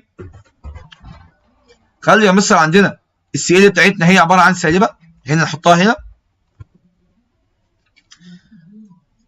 يبقى هنا عندنا Cl سالبة، هنا H موجبة. لما حطينا مستر حمض ال HCl زاد تركيز ايون الهيدروجين. طب لما تركيز ايون الهيدروجين بيزيد بكل بساطه يا مستر كلما يزداد تركيز ايون الهيدروجين تقول لي يا مستر ايه؟ يحدث ايه بقى؟ تفاعل كده يا مستر تركيزه زاد، يوم التفاعل ماشي، يوم التفاعل ماشي عكسي يا مستر. طب لما التفاعل يمشي عكسي، واحده واحده بقى. اول حاجه لما التفاعل يمشي عكسي تركيز الاسيتات بيقل، صح لا؟ يقل تركيز الاسيتات. اذا كانت K1 للتفاعل ده او KC1 للتفاعل ده بتساوي ايه؟ رقم ما اعرفوش. والكي سي 2 للتفاعل ده رقم تاني برضه ما اعرفوش. خلي بالك بقى ان المعادله دي مقلوبه عن المعادله دي، يعني فرضا ان هنا عندنا كي سي كانت ب 2، هنا هي كي سي 1، كي سي 1 ب 2، ادي كي سي 1. حلو الكلام؟ يبقى كي سي 2 كي سي 2 عباره عن ايه؟ كي سي 2 يا مستر عباره عن مقلوب كي سي 1 صح؟ خدناها الحصه مع بعض. المعادله الاولى الكي سي بتاعتها ب2 مثلا المعادله الاولى. المعادله الثانيه الكي سي بتاعتها بكام؟ المعادله الثانيه مقلوب المعادله الاولى يعني معكوس الضرب صح؟ يبقى مثلا يا مستر عباره عن ايه بقى؟ عباره عن 1 على الاثنين. اضرب لي بقى 2 اضرب لي 2 في 1 على الاثنين تطلع بكام؟ تطلع مستر بواحد. انت بتضرب حاجه في معكوسها الضربي والانسر واحد يبقى اجابه رقم واحد. في التفاعل المتزن التالي مما يلي يظهر تركيزه في البسط. مين دول يطلع في البسط؟ في البسط يا مستر انت بتقسم نواتج على متفاعلات صح؟ مبدئيا كده السي دي بره اللعبه. ليه يا مستر بره اللعبه؟ لان السي عباره عن سولد ودي كمان بره اللعبه. فانت بتقول لي يا مستر البسط عباره عن ايه بقى؟ ودي كمان بره اللعبه. يبقى البسط موجود في مين؟ البسط موجود فيه اكسجين. يبقى اذا اكسجين. والمقام موجود في مين؟ سي او 2 واس او 2. في التفاعل المتزن التالي السؤال ده جميل جدا. يحدث في ضوء مغلق متصل بمحقن. فلكي بص بقى لكي تقل كميه كربونات الكالسيوم المتفككه. خلي بالك ده اسمه اتجاه التفكك اللي هو الطردي. الطردي اتجاه تفكك. هو عايز يقلل التفكك يعني عايز يمشيه عكسي. نركز بقى يا شباب. خلي بالك هو لو مشي طردي ده اسمه اتجاه التفكك. هو عايز يقلل التفكك يعني عايز يمشيه عكسي. بالراحه بقى. سحب كميه من السي او 2 بالمحقن. لو احنا سحبنا السي او 2 لا التفاعل يمشي طردي يعوض النقص. لو سحبنا السي او 2 هيمشي طردي يعوض النقص. طب اضافه كميه من سي او 2 لو زودنا السي او 2 يمشي عكسي. اذا اجابه صحيحه. ثلاثه جزيئات متصادمه A B نشط وعندك C غير نشط. فان النواتج عباره عن ايه؟ ثلاث جزيئات اتصادموا A و B نشطين و C غير نشطه. يبقى النواتج ان A و B ماده نشطه يتفاعلوا مع بعض وC تظل كما هي. في التفاعل المتزن التالي ده عباره عن CH3CHO عباره عن اسيتالدهيد الدهيد. اتفك ادانا غاز الميثان وادانا CO. اي عبارات التاليه صحيحه بخفض الضغط؟ لو قلنا الضغط هنا عندك 1 مول هنا عندك 2 مول يبقى الضغط موجود هنا 2 هنا 1 يبقى الضغط موجود هنا. لو انت جيت قللت الضغط يعني بقلل النواتج. لو النواتج قلت التفاعل يمشي ايه؟ النواتج هتقل التفاعل يمشي طردي. يمشي طردي يعوض النقص. لما التفاعل يمشي طردي يمشي يا مستر في اتجاه النواتج صح؟ يبقى يمشي في اتجاه ايه بقى؟ يزداد العدد الكلي لمولات التفاعل. هو ماشي في اتجاه النواتج في اتجاه زياده العدد الكلي لمولات التفاعل بس كده. رقم 84 احدى التاليه تدل على النظام الديناميكي. هي مين؟ مين تقول يا مستر يعبر عن نظام ديناميكي؟ بكل بساطه كده خواص المواد المنظوره ثابته مع الزمن. بالراحه كده مع بعض. خواص المواد المنظوره ثابته مع الزمن. طبعا مثلا الاجابه صحيحه. طبعا عم بتكلم على نظام ديناميكي زي ما قلنا قبل كده الدوره بتاع الميه هي خواص بتاعت الماده بتكون ثابته. يعني ايه بس خواص الماده ثابته؟ انت عندك غاز وعندك سائل. بكل بساطه كنا سخنا ميه سائله فطلع عندنا غاز سائل. الغاز والسائل يا مستر فضلت الخواص بتاعتهم ثابته. واحد زاد والثاني قل بس الماده فضلت زي ما هي. التفاعلات البطيئه طاقه تنشيطها ايه؟ طالما التفاعل بطيء يبقى عنده طاقه تنشيط كبيره صح لا؟ حلو قوي الكلام ده. طب التفاعل السريع طاقه تنشيطه ايه؟ طاقه تنشيطه يا مستر قليله. يبقى اجابه رقم الف. طيب في التفاعل التالي المتزن عندنا الكي سي 35.5 وعند ثبوت الحراره مخلوط حجمه كذا وكذا وعندك عدد مولات ده قد عدد مولات دوت في لتر ونص. بكل بساطه هنحل مساله عاديه سهله جدا خالص. الاجابه بتاعتنا ب 4 من 10 يعني مساله عاديه ما فيهاش اي حاجه. هنحل مساله يطلع بكام؟ ب 4 من 10. طيب اي من التفاعلات التاليه صحيحه بالنسبه للتفاعل حجم الوعاء 5 لتر. حلو الكلام. علما بان عدد مولات ده كذا وعدد مولات ده كذا وعدد مولات ده كذا. حضرتك هتشتغل عادي جدا وهتجيب لي الكي سي. هيطلع قيمه الكي سي عندك سيادتك. هنشتغل مساله عاديه خالص معاك عدد المولات ومعاك حجم الوعاء. هتجيب قيمه الكي سي. هتطلع يا رجاله قيمه الكي سي بتساوي طبعا نواتج على متفاعلات. قيمه الكي سي 4 علامه 4 2 في 10 اس سالب 4. تقول لي يا مستر قيمه الكي سي صغيره. حلو الكلام كده. فان يا مستر طالما قيمه الكي سي صغيره الكي سي يا مستر قليل. حلو كده. الكي سي يا مستر قليله. انهي اتجاه السائل الطردي ولا العكسي؟ طالما يا مستر الكي سي قليله يبقى العكسي هو السائد. اتجاه العكسي هو السائد. اشمعنى؟ طالما الكي سي معايا كده مع بعض. طالما الكي سي قليله يبقى التفاعل ماشي في اتجاه ايه؟ اتجاه ماده متفاعل. ليه؟ لان لو الكي سي زادت النواتج بتزيد. معنى ان الكي سي قليله يبقى النواتج قليله يبقى التفاعل ماشي عكسي. يبقى العكسي هو السائد. يبقى رقم د. هنا يا شباب سؤال رقم 88 الجدول التالي يوضح تركيز المواد عند الاتزان بكل بساطه مديك معادله ومديك تركيز المواد، هنجيب منها كي سي. تقول لي يا مستر قيمه الكي سي، الكي سي يا مستر قيمتها تساوي بعمل نواتج على متفاعلات، يبقى قيمه يا مستر الكي سي ب 32%. قيمه الكي سي ب 32%، اجابتك رقم كام؟ اجابه رقم د، والعكس هو السائد طبعا، طالما قيمه الكي سي اقل من الواحد يبقى العكس هو السائد. عند وضع الكميه من غاز اتش اي في اناء مغلق، بالراحه كده، عند درجه حراره معينه فانها يتفكك طبقا للتفاعل التالي. اتش اي اتفك ادانا اتش 2 اي 2 واداك كي سي ب 18%. طيب بكل بساطه يا مستر 18000 ولا ايه؟ بكل بساطه يا مستر تعبر عن سير التفاعل عند الاتزان. مين في دول يا مستر بتعبر عن سير التفاعل عند الاتزان؟ نركز بقى يا شباب. الكي سي اقل من الواحد، لما الكي سي اقل من الواحد ترجع لي بقى حضرتك كده بكل بساطه، نرجع نبص على الاتي. فاكر دول لما قلنا يا مستر الكي سي اخبارها ايه؟ بص كده معايا هنا كده، لما اقول لك الكي سي اقل من الواحد اهي، كي سي اقل من الواحد شكلها بيكون عامل كده. حلو الكلام. فوق عندك متفاعلات وتحت عندك الزمن، كده معناها الكي سي اقل من الواحد. نرجع بقى يا شباب كده، لما اقول لك ان الكي سي بتاعتنا بالراحه يا رجاله، الكي سي اقل من الواحد يبقى بتكلم يا اما منحنى الف يا اما منحنى ب. حلو الكلام.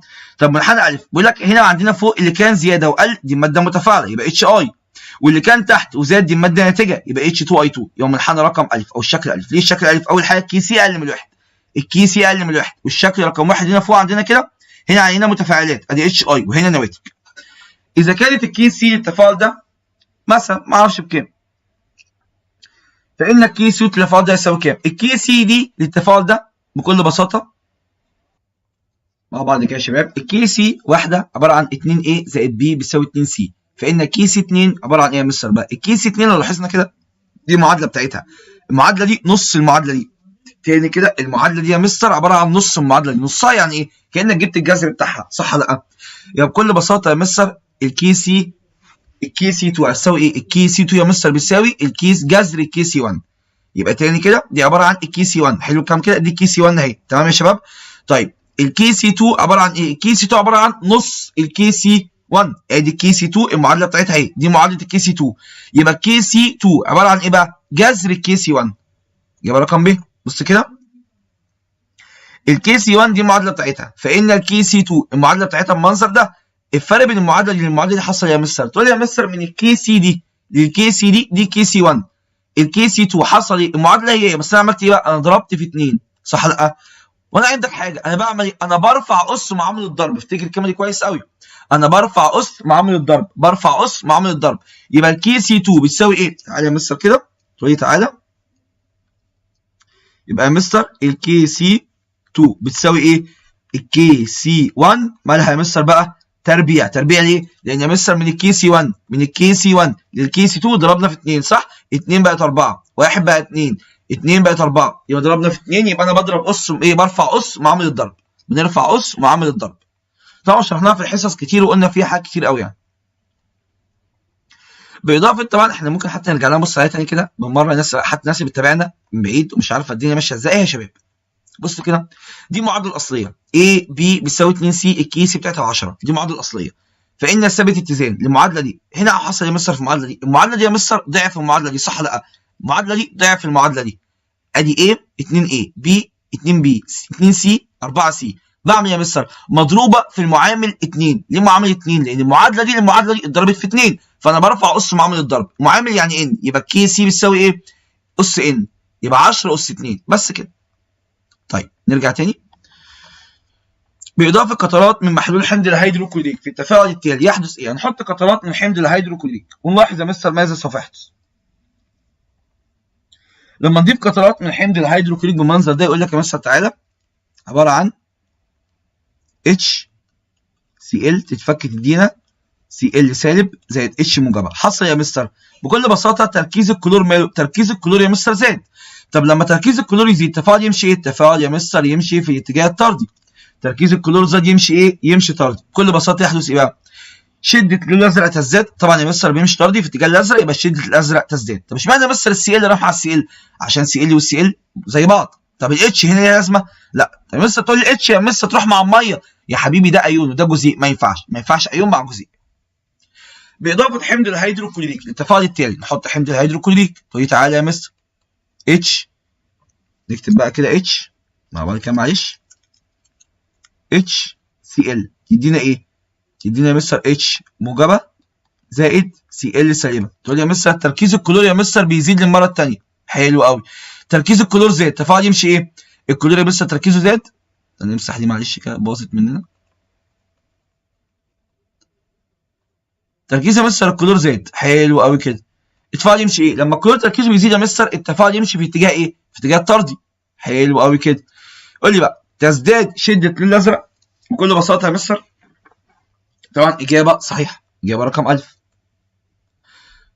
يحرق بخار البنزين بشكل اسرع من سائل البنزين. تمام كده؟ ويرجع ذلك، هي طبعا هي سائل البنزين بس انا مكتوبه غلط.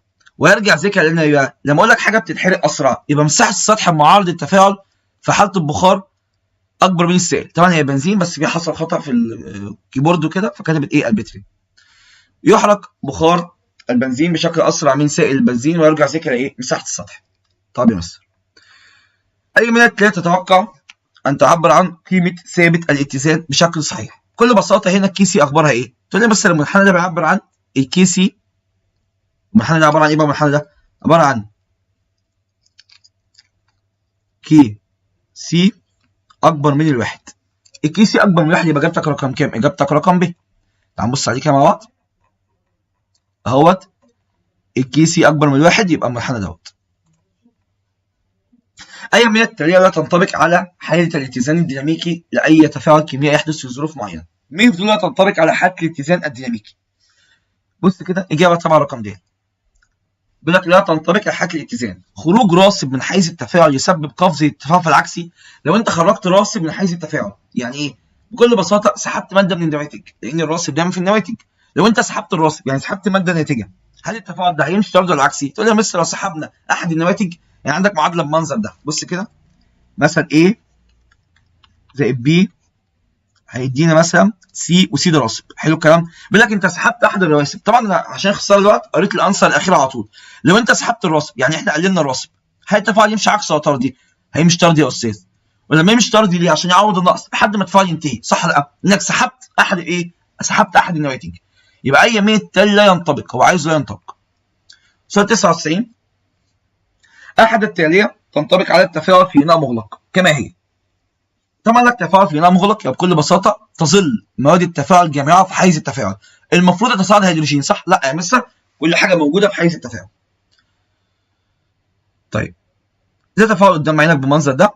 يمكن تقليل استهلاك الميثان بايه؟ يعني ايه اقلل استهلاك الميثان؟ عايز اقلل استهلاك الميثان يعني بكل بساطه انا عايز التفاعل يمشي عكسي. ايه رايك؟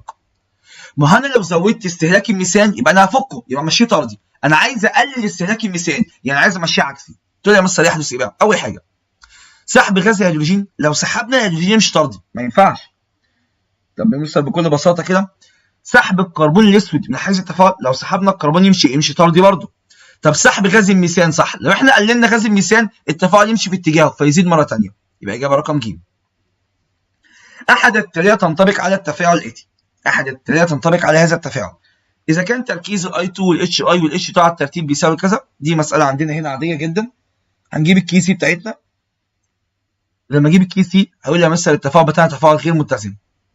هيقوم مديك الكي سي فحضرتك هتعمل ايه بقى؟ حضرتك بكل بساطه هتقوم جايب الكيو سي هتطلع الكيو سي برقم غير الكي سي اذا التفاعل غير متزن. تمام يا شباب؟ احنا بنعمل السؤال ده فكرته عشان الناس بتتابعنا بس. هو بيديك تفاعل متزن. حلو الكلام؟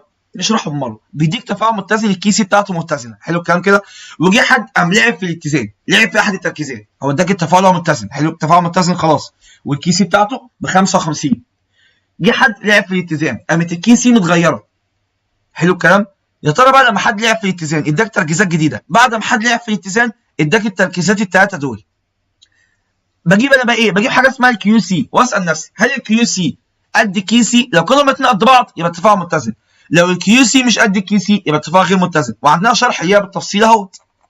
بس ده مش الشرح بتاعتنا اهوت. لو الكيو سي والكي سي قد بعض يبقى الحاله ايه؟ يبقى دي الحاله الثانيه. بكل بساطه كده تقول لي مثلا التفاعل متزن. طب يا مستر لو الكيو سي اكبر التفاعل غير متزن، او العكس برضو الكي سي اكبر التفاعل ايه؟ غير متزن. يبقى انا بعمل ايه؟ هو بيديك التفاعل هو متزن، الكي سي بتاعته 55 وقام حد يجي لعب في الاتزان. لما حد يلعب في الاتزان هيقوم مغير التركيزات، اقوم جايب انا اتزان جديد واسال نفسي بقى يا ترى لسه متزن مش متزن، واحنا شرحناها مع بعض في الحصه كتير جدا. 102 اجريت تجربه لدراسه تاثير التركيز على معدل تفاعل كيميائي، فتم وضع شظيه مشتعله في مره في الهواء الجوي ومره في انبوبه اختبار بيها اكسجين. جبنا شظيه مشتعله مره في هواء جوي ومره في انبوبه اختبار. حلو الكلام كده. مين في دول صح؟ معدل الشظيه، طبعا الاجابه بتاعتنا هتبقى رقم ب. معدل اشعال الشظيه في الهواء الجوي ضعيف، ومعدل اشعال الشظيه في انبوبه الاختبار بكل بساطه كده مستر لا، بكل بساطه لا مش ضعف، لا دي ضعف، سوري مش ضعيف، انا قلت ضعيف، انا اسف. اجابه رقم ج، معدل اشعال الشظيه في الهواء الجوي صغير، بينما معدل اشعال الشظيه في الانبوبه اكبر. هو الشظيه بتشتعل امتى؟ لما يكون موجود اكسجين.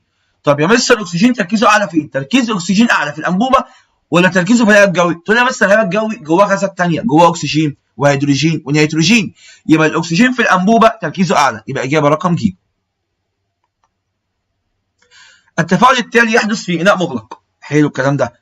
فعند اضافه الKO2 الذي يمتص غاز ثاني اكسيد الكربون، حط ماده تمتص غاز ثاني اكسيد الكربون، يبقى بكل بساطه الCO2 يتم امتصاصه اهو، ده هيقل خلاص.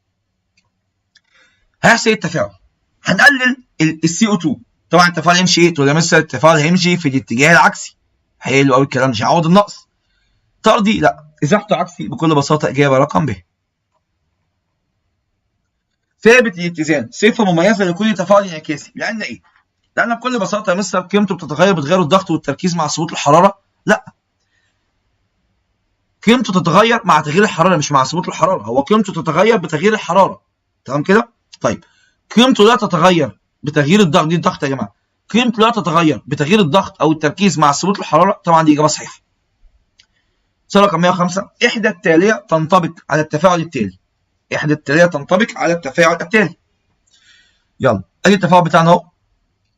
بخفض درجه الحراره ينشط التفاعل في الاتجاه العكسي، واصلا مالهاش تفاعل طارد ولا ماس، فما اعرفش العب في الحراره. غاز الاكسجين الناتج غاز غير نقي، طبعا يا مستر بكل بساطه دي اجابه صحيحه. اجابه صحيحه ليه؟ لان يا مستر غاز الاكسجين خرج معاه اكسيد نيتروجين، فاذا الغازين خرجوا مع بعض يبقى غاز غير نقي. في التفاعل التالي بعد فتره من زياده تركيز الهيدروجين، هنزود الهيدروجين بفتره، بعد ما نزود الهيدروجين بفتره، حلو الكلام، بعد فتره من زياده تركيز غاز الهيدروجين، بعد فتره يا مستر بكل بساطه التفاعل هيتزن، بعد فتره التفاعل هيتزن، يعني الطردي والعكسي بكل بساطه هيكونوا السرعات متزنه خلاص. تمام.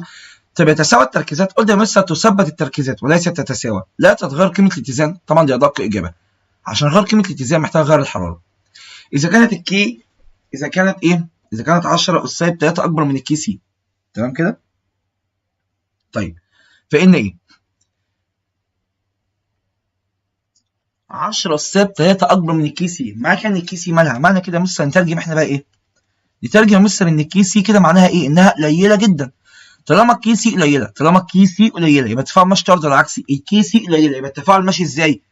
يبقى بكل بساطه مستر التفاعل ماشي عكسي هو السائد. طالما الكي سي قليله يبقى ايه السائد؟ الكي سي قليله يبقى العكسي هو السائد. اول حاجه بقى التفاعل يحدث في اتجاه الطردي بنسبه كبيره جدا، بكل بساطه مستر لا، التفاعل مستر عكسي هو السائد. يحدث في الطردي بنسبه، دي بنسبه يا شباب، يحدث في الطردي بنسبه ضئيله للغايه، طبعا دي الاجابه الصح. يزداد انتاج الامونيا بطريقه هابر بوش عند ايه؟ ازاي ازود الامونيا بطريقه هابر بوش؟ عشان احل السؤال ده صح لازم اكتب معادله الامونيا مع بعض كده. N2 زائد H2 هيدينا ايه؟ بكل بساطه يا مستر NH3. هنا احط 2 وهنا احط 3. طيب بالراحه يا مستر بقى عليا. يزداد انتاج الامونيا بطريقه هابر بوش عند ايه؟ عشان ازود يا مستر انتاج الامونيا بطريقه هابر بوش محتاج اعمل ايه؟ محتاج يا مستر امشي في اتجاه الامونيا. يعني امشي التفاعل ايه؟ امشي التفاعل طردي. ازاي امشي التفاعل طردي؟ بكل بساطه سحبها من حيز التفاعل. لو انا سحبتها انا قللتها، لو انا قللت الامونيا هل التفاعل يمشي في اتجاه الامونيا؟ طبعا. يبقى انا اسحب الامونيا التفاعل يمشي في اتجاهها، فيحصل يا مستر بكل بساطه تزيد كميتها مره ثانيه، يبقى اجابتك رقم 1000.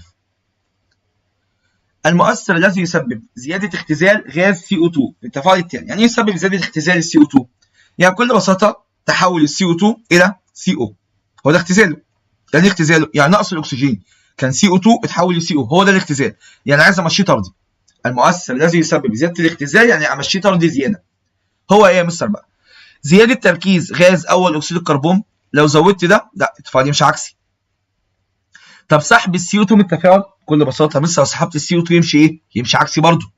طب سحب السي او، لو انا سحبت السي او التفاعل يمشي ايه؟ التفاعل يمشي طردي، فنسبه الاختزال تزيد، يبقى اجابتك رقم ج.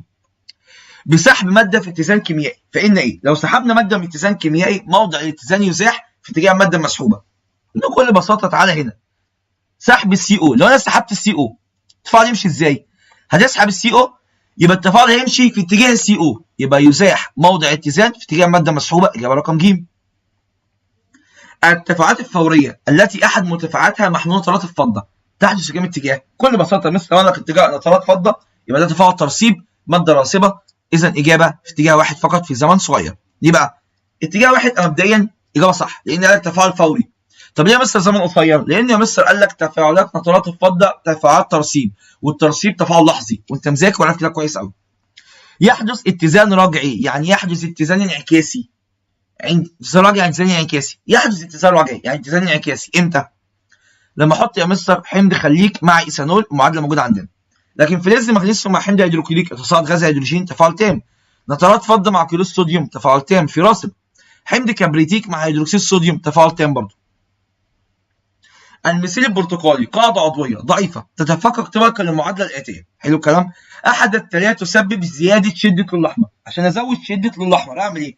عشان نزود اللون الاحمر بكل بساطه هنعمل يا مستر؟ هنمشيها طردي. عشان امشيها طردي يا اما ازود تركيز ام او اتش، دي مش عندنا في الاختيارات. حلو الكلام كده. يا اما اعمل ايه يا مستر؟ يا اما يا مستر اسحب اي حد من دول. لو سحبت ده او سحبت ده التفاعل يمشي ايه؟ التفاعل يمشي طردي صح؟ بص كده اضافه قطرات من اتش سي ال، احط اتش سي ال كده. لما احط اتش سي ال يحدث يا مستر، تعالى بقى لما تحط اتش سي ال يقول لك هنا عندنا سي ال سالب وعندنا اتش موجبه. الاتش دي زي ما انت متعود بتسحب الاو اتش دي، الاتش هتسحب الاو اتش عشان يعملوا مع بعض ميه صح؟ يبقى تركيز الاو اتش هيقل. طب لما تركيز الاو اتش يقل التفاعل يمشي طردي صح؟ فاللون الاحمر ايه يزيد؟ اللي هو اللون بتاع ام يزيد اللون الاحمر. يبقى اذا بكل بساطه اضافه اتش سي ال. طب لو كنت ضفت ان او اتش، لو كنت ضفت ان او اتش كان تركيز الهيدروكسيل زاد، كان مش عكسي صح يا شباب؟ كان مش اصفر اللون. 114 في التفاعل المتزن التالي، في التفاعل المتزن التالي عندنا 2 NH3 و N2 طبعا السهم مترحل و H2. في بداية التفاعل وعند بداية التفاعل نتج 1 مول. لا تمام يا شباب السؤال ده ملغي يا رجالة، السؤال ده نلغيه إن شاء الله كده، ولسه هكمله عشان سؤال ناقص، في حاجة فيه ناقصة في السؤال ده هنكمله إن شاء الله ونحط مواضيع بإذن الله نحل مواضيع في المحاضرة إن شاء الله. طيب السؤال اللي بعد منه 115 الشكل التالي يوضح إيه؟ بكل بساطة مستر عندك هنا تفاعل عبارة عن الكي سي، هنا الكي سي قالها مستر، تقول لي يا مستر بكل بساطة كده هنا الكي سي أكبر ولا أصغر من الواحد يا مستر؟ بكل بساطة الكي سي عندنا هنا مع بعض كده يمسك بس قلم، الكي سي يا مستر أصغر من الواحد. طالما الكي سي أصغر من الواحد نرجع بقى للسؤال بتاعنا اللي هنا اهيت. الكي سي يا مستر أصغر من الواحد يحدث إيه؟ تقول لي يا مستر بكل بساطة القيمة الصغيرة لثابت اتزان الكي سي أصغر من الواحد، يبقى عندنا تركيز إيه؟ تركيز المادة المتفاعلة أكبر من تركيز النواتج. طالما تركيز المتفاعل أكبر من تركيز النواتج يبقى أنهي ماشي كويس؟ طردي ولا عكسي؟ تقول لي مثلا المادة المتفاعلة أكتر من المادة الناتجة يبقى التفاعل العكسي هو السائد. حلو الكلام كده يا شباب؟ نقوم راجعين تاني يبقى العكسي هو السائد، يبقى ينشر التفاعل في اتجاه عكسي بدرجة كبيرة. بالمناسبة السؤال اللي فوق ده يا جماعة ده حتى السؤال ده إن شاء الله كده ده سؤال عبارة عن المادة المتبقية. إحنا بإذن الله هنحل مواضيع في الحصة مواضيع إن شاء الله عشان جدوله طويل جدا زي ما علمتكم طريقة الجدول. إحنا عندنا سؤال محلول زيه هنا اهوت نفس الطريقه دي، بس ده طريقه مختلفه شويه اصعب محتاج نحله في المعادله في الحصه بروقان ان شاء الله، وهديكم سؤال تاني زيه. في الشكل التالي يوضح ايه؟ بكل بساطه هنا بقى عندنا كي سي اكبر من واحد. قال لا يا مستر ده تفاعل تام، تفاعل تام ليه؟ عشان تركيز الماده المتفاعله نزل تحت خالص. يبقى تقول لي يا مستر بكل بساطه يستمر التفاعل حتى نهايته، لان الكي سي عندنا مش موجوده اصلا، ده تفاعل تام نزل لحد الصفر او اقترب جدا من الصفر. بضرب معادله التفاعل المتزن في معامل عددي معين فان ثابت الاتزان الجديد بيساوي ايه؟ لما اضرب معادله في معامل الاتزان، فاكر الحته دي لسه هيك من شويه؟ لسه شارحينها حالا مع بعض اللي هي يا مستر اهيت. انا بعمل ايه؟ المعادله دي للمعادله دي عشان احول من دي لدي عملت ايه؟ قول لي يا مستر تعالى كده انت عشان تحول من دي لدي عملت ايه؟ ضربت يا مستر في 2 صح؟ ده اسمه معامل الضرب، اسمها معامل الضرب. معامل الضرب بعمل فيه بقى ايه؟ معامل الضرب ده برفعه اس، مضروبه في المعامل، باخد الاثنين ده احطها في الاس هنا، يبقى 10 اس 2. يبقى انا اي حاجه في المعادلات دي يا شباب لما احول الكي سي من حاجه لحاجه ثانيه، معادله كانت بالمنظر ده حولتها لمعادله بالمنظر ده، من المنظر ده للمنظر ده، ضربت في كام؟ ضربت يا مستر في 2. حلو كام؟ A 2A B 2B C 4C، ضربت في 2 صح؟ بعمل بقى انا ايه؟ اللي انا بضرب فيه برفعه اس معامل الضرب، وانا شرحتها في الحصه باستفاضه. رجعتنا في الحصص شرحناها في الحصه باستفاضه. طيب تعمل يا مستر بقى؟ بنرفع اس معامل الضرب، الاثنين دي ترفع اس هنا، يبقى كي سي اس 2. يبقى من المعادله دي للمعادله دي بشوف ضربتها في كام؟ ضربتها في 2، يبقى كي سي الاولى اس 2. يبقى تقول لي يا مستر تعالى بقى كده، ثابت الاتزان الاول مرفوع لاس تربيع. لا يا مستر مش اس تربيع، احنا بس هنا ايه؟ احنا لسه سوري سرحنا في السؤال اللي فات. هو ثابت الاتزان الاول مرفوع لاس يساوي معامل. انا اسف بس افتكرت عندنا هنا الاثنين، حليت على اساس السؤال اللي فات. السؤال اللي فات فعلا احنا عملنا ايه؟ رفعنا اس تربيع في السؤال دوت، لكن هنا ما كانش فيه تربيع، ده بيقول لك قانون عادي. يبقى ثابت الاتزان الاول مرفوع لاس يساوي المعامل. السؤال بعد منه، اي من التاليه تعبر عن قيمه ثابت الاتزان بزياده احد المتفاعلات. حلو كام؟ هنزود احد المتفاعلات. تقول لي مثلا ثابت الاتزان يحصل له ايه؟ لما تزود احد المتفاعلات، هتزود احد المتفاعلات قيمه الكي سي يا مستر ثابته ليه؟ لان بكل بساطه يا شباب هزود تركيز اي حد، طالما انت ما لعبتش في الحراره يبقى التفاعل بتاعك ثابت، يبقى اجابه رقم سي. عندك تفاعلين، اول حاجه نلاحظها ايه هي؟ ان التفاعل A والتفاعل B هما الاثنين انتهوا في نفس الوقت، صح لا؟ حلو، يبقى هما الاثنين سرعتهم واحده، بس A حجمه اكتر من B، يعني A كميته كبيره لكن B كميه صغيره.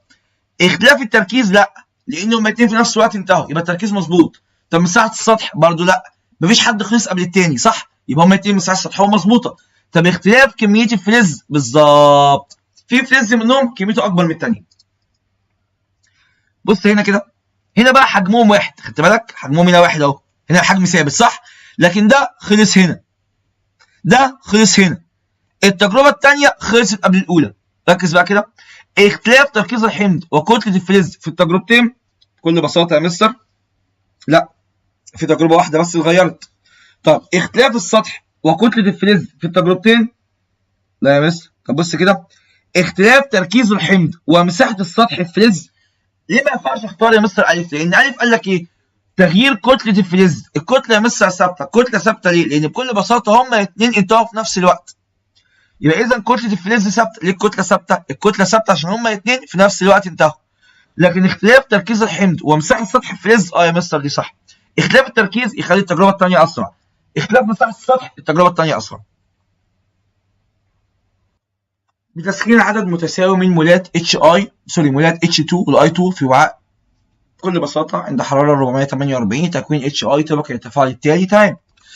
عايز يعمل ايه؟ عايز يسخن عدد متساوي من المولات ده وده، يعني عايز يسخن الماده المتفاعله. لو انا سخنت الماده المتفاعله التفاعل يمشي ايه؟ هتسخن الماده المتفاعله، هتسخن المتفاعلات، يبقى التفاعل يمشي ايه؟ التفاعل يمشي يا استاذ بكل بساطه في الاتجاه الطردي. يزداد تركيز يوديل الهيدروجين بدرجه قليله قبل في بدايه التسخين. بكل بساطه كده يا مستر بدرجه قليله في بدايه التسخين هنشوف نقص كبير في تركيز H2I2 بدايه الالتزام. بكل بساطه يا مستر ده اجابه صحيحه. يزداد تركيز يوديل الهيدروجين بدرجه قليله في بدايه التسخين. لا، في بدايه التسخين يا مستر هو هيزيد كده في بدايه التسخين هيرتفع جدا. طب نقص كبير في تركيز H2 والاي2 في بدايه الاتزان صح يا مستر. في البدايه التفاعل يمشي طردي صح؟ فتركيز H2 والاي2 يحصل ايه؟ تركيزاتهم يا مستر هتقل. احد التاليات تغير قيمه ثابت معدل سرعه تفاعل طردي. مين يا مستر بيغير ثابت معدل سرعه تفاعل طردي؟ بكل بساطه عشان تغير سرعه التفاعل الطردي محتاج تعمل ايه؟ اول حاجه تغير قيمه ثابت معدل سرعه تفاعل طردي، يبقى انت تغير في الحراره فقط لا غير. في التفاعل المتزن التالي بكل بساطه معدل عندنا اهيت، فان CO2 بيساوي ايه؟ CO2 يا مستر بكل بساطه معدل سرعه التفاعل في اتجاه الاتزان، ولا معدل سرعه التفاعل في الاتجاه العكسي، ولا مقلوب القيمه العدديه لثابت الاتزان، ولا القيمه العدديه لثابت الاتزان؟ CO2 يا مستر بكل بساطه لو شلت ده وقمت شايل ده عشان دي ماده صلبه، طبعا تفاعل غازي عشان فيه غازات. تمام. هات لي كده الكي بي، او هات لي حتى الكي سي او الكي بي. هات يا عم الكي سي. كده الماده الصلبه مش معانا. هات الكي سي. كي سي بيساوي ايه؟ نواتج على متفاعلات، صح؟ نواتج عباره عن ايه؟ عباره عن سي او 2، ماده متفاعله بكام؟ بواحد. يبقى كي سي بيساوي ايه؟ بيساوي السي او 2، صح ولا لا؟ يبقى السي او 2 بيساوي ايه؟ بيساوي القيمه العدديه لثابت الاتزان. في التفاعل المتزن الثاني H2 زائد Cl2 بيدينا 2 HCl. العامل الذي يغير من قيمه ثابت الاتزان هو درجه حراره، يبقى التبريد. عرفنا بقى خلاص، بقى قوه التكرار خلاص. اي من الثلاثه تعبر عن ثابت اتزان لتفاعل ما عند حراره معينه. تمام كده؟ قيم مختلفه تعتمد على كميه الماده المتفاعله من البدايه. بكل بساطه مثلا لا، نفس القيمه بغض النظر عن كميه الماده المتفاعله من البدايه. بص قال لك عند حراره معينه، يعني عند هو ثبت الحراره. كلمه عند حراره معينه معناها تثبيت الحراره. يا ترى مستر لما ثبت الحراره نفس القيمه؟ طبعا يا مستر بكل بساطه اجابه رقم ب صحيحه. اي من التاليه تصف موضع الاتزان؟ عباره عن ايه يا مستر بقى؟ مجموع تركيزات عند الاتزان.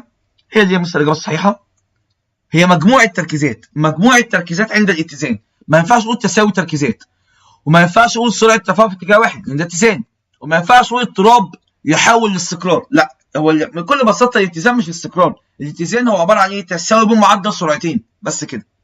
يبقى مجموع التركيزات عند الاتزان، تركيز ماده متفاعله وتركيز ماده ناتجه. ما ينفعش اقول سرعه تفاعل في اتجاه واحد، هو ماشي في اتجاهين. ما ينفعش اقول يا مستر تساوي تركيزات، هو ثبوت تركيزات. اضطراب يحول لاستقرار، لا يا مستر بكل بساطه هو عباره عن اضطراب بيحاول ان هو يحصل ايه؟ لا يا مستر ولا الكلام ده كله، هو عباره عن ايه؟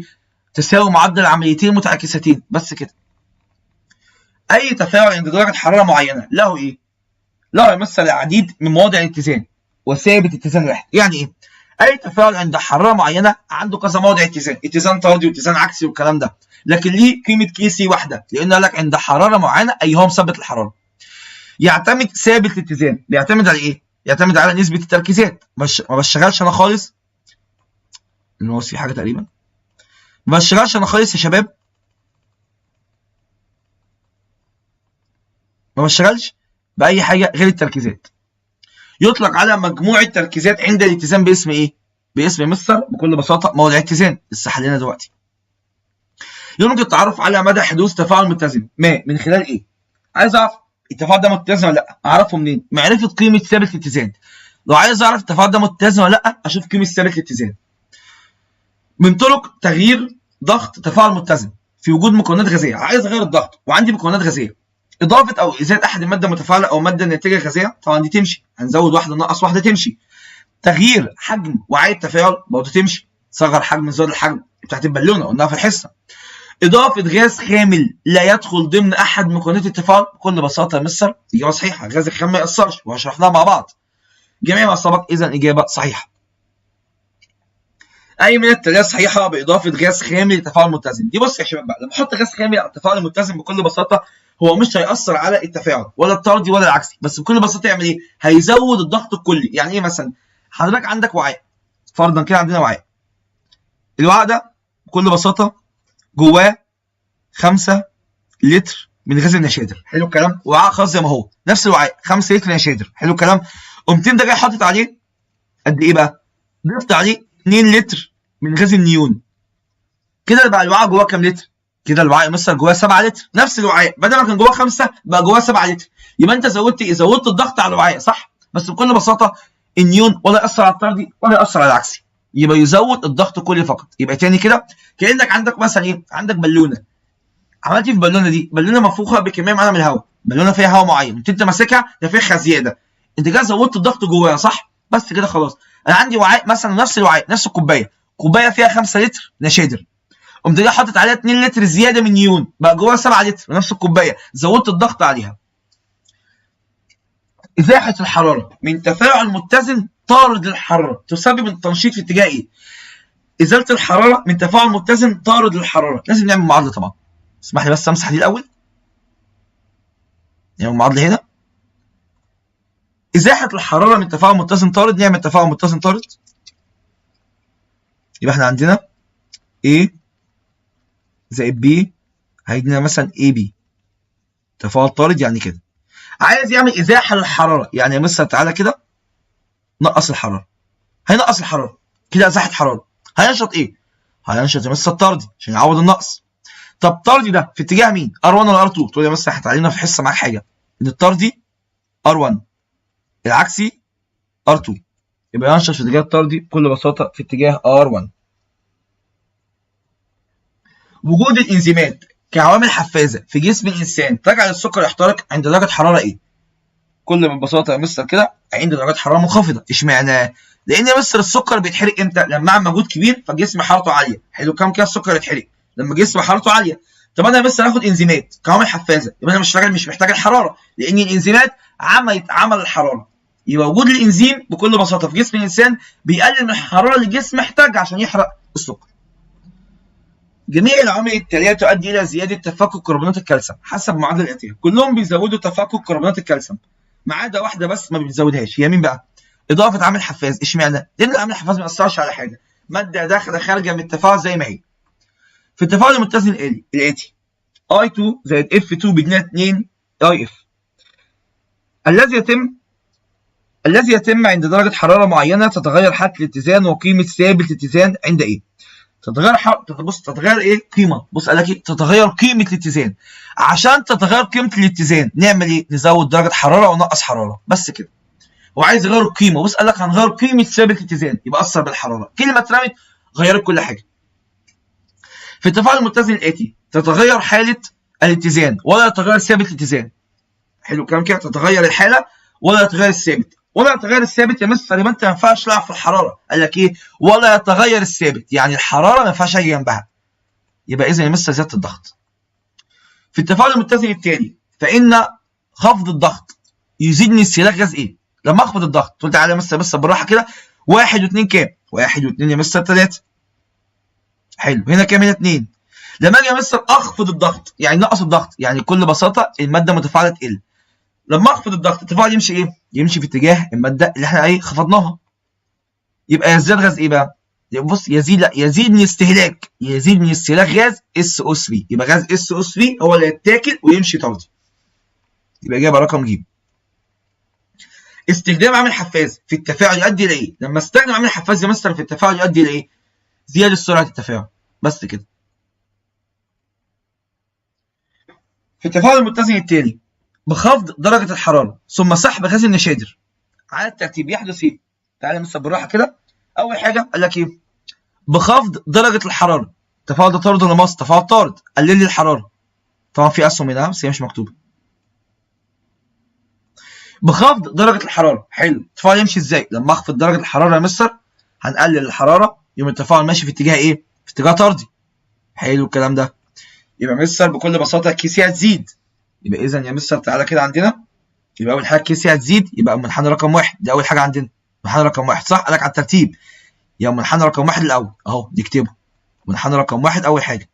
دي اول حاجه. ثم سحب غاز النشادر. لو سحبنا غاز النشادر حلو كام؟ هنسحب غاز النشادر يحدث ايه؟ بكل بساطه تعالى يا مستر. فعند سحب غاز النشادر هنسحب النشادر. بعد ما اسحب النشادر يمشي ايه؟ يمشي طردي برضه. بس استنى بقى، هنا بقى فيها دكتور ايه؟ فيها مصيبه. لما انا اسحب النشادر هيمشي طردي برضه. بس هل الكي سي قيمتها هتتغير بحاجه غير الحراره؟ لا. يبقى 1 ثم 2 الكي سي ثابته. السؤال ده جميل جدا جدا جدا وصعب. انا اول حاجه لما اجي اقلل الحراره يمشي طردي فالكي سي تزيد. حلو. طب لما العب في التركيزات يا مستر الكي سي ثابته، يبقى اجابتك رقم د.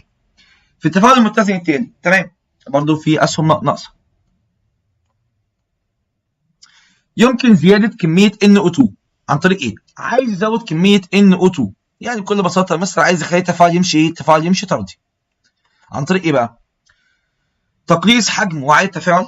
بكل بساطه يا مستر لو احنا قللنا حجم التفاعل يعني ايه؟ يعني زود الضغط. يعني ايه الحجم؟ زاد الضغط. لو انا زودت الضغط طبعا الضغط عند نواتج، عشان النواتج عندها 2 مول. لما ازود الضغط على النواتج يمشي عكسي، ما ينفعش. طب زياده درجه الحراره الدلتا اتش موجبه صح؟ يعني الحراره مع ماده متفاعله. هنزود الحراره التفاعل يمشي طردي. اذا الاجابه صحيحه زياده درجه الحراره. يتفاعل محلول Na2S2O3 محلول سيرو كبريتات الصوديوم عند حراره 30 مع محلول HCl لتكوين كبريت اصفر معلق. وعند جرى التفاعل السابق باستخدام Na2S2O3 في حراره 50 لاحظ زياده الحراره زادت من 30 الى حراره 50 مع ثبوت جميع المتغيرات. كل حاجه ثابته. حلو الكلام. يقل متوسط الطاقه الحركيه ولا طبعا الطاقه الحركيه تزيد. يقل حد الطاقه الادنى اللازم للتفاعل، مالهاش علاقه خالص. تظل كميه الكبريت ثابته. تظل كميه الكبريت ثابته ليه؟ هو مستر بكل بساطه غير في السرعه، لكن كميه الكبريت ثابته ليه؟ بدل ما كان يا مستر حراره 30 بقت حراره 50، بدل ما التفاعل يخلص بعد ساعه التفاعل يخلص بعد دقيقتين 3 4 دقائق. ليه؟ الحراره زادت بس كده. اي من الحالات الاتيه لا تؤثر فيها الضغط. امتى الضغط يا مستر لا يؤثر؟ لا يؤثر فيها الضغط. عدد مولات المتفاعلات بيساوي عدد مولات النواتج، صح؟ طب عدد مولات المتفاعلات والنواتج غير متساوي؟ لا، دي الضغط بيأثر فيها. المتفاعلات والنواتج محلولين لمواد صلبه، صح برضه. بيقول لك لا يؤثر الضغط. الضغط لا يؤثر لو كان ده قد ده. الضغط لا يؤثر لو انا ما عنديش غازات. لو انت ما عندكش غازات في ضغط، لا، يبقى الف وج صحيحتين.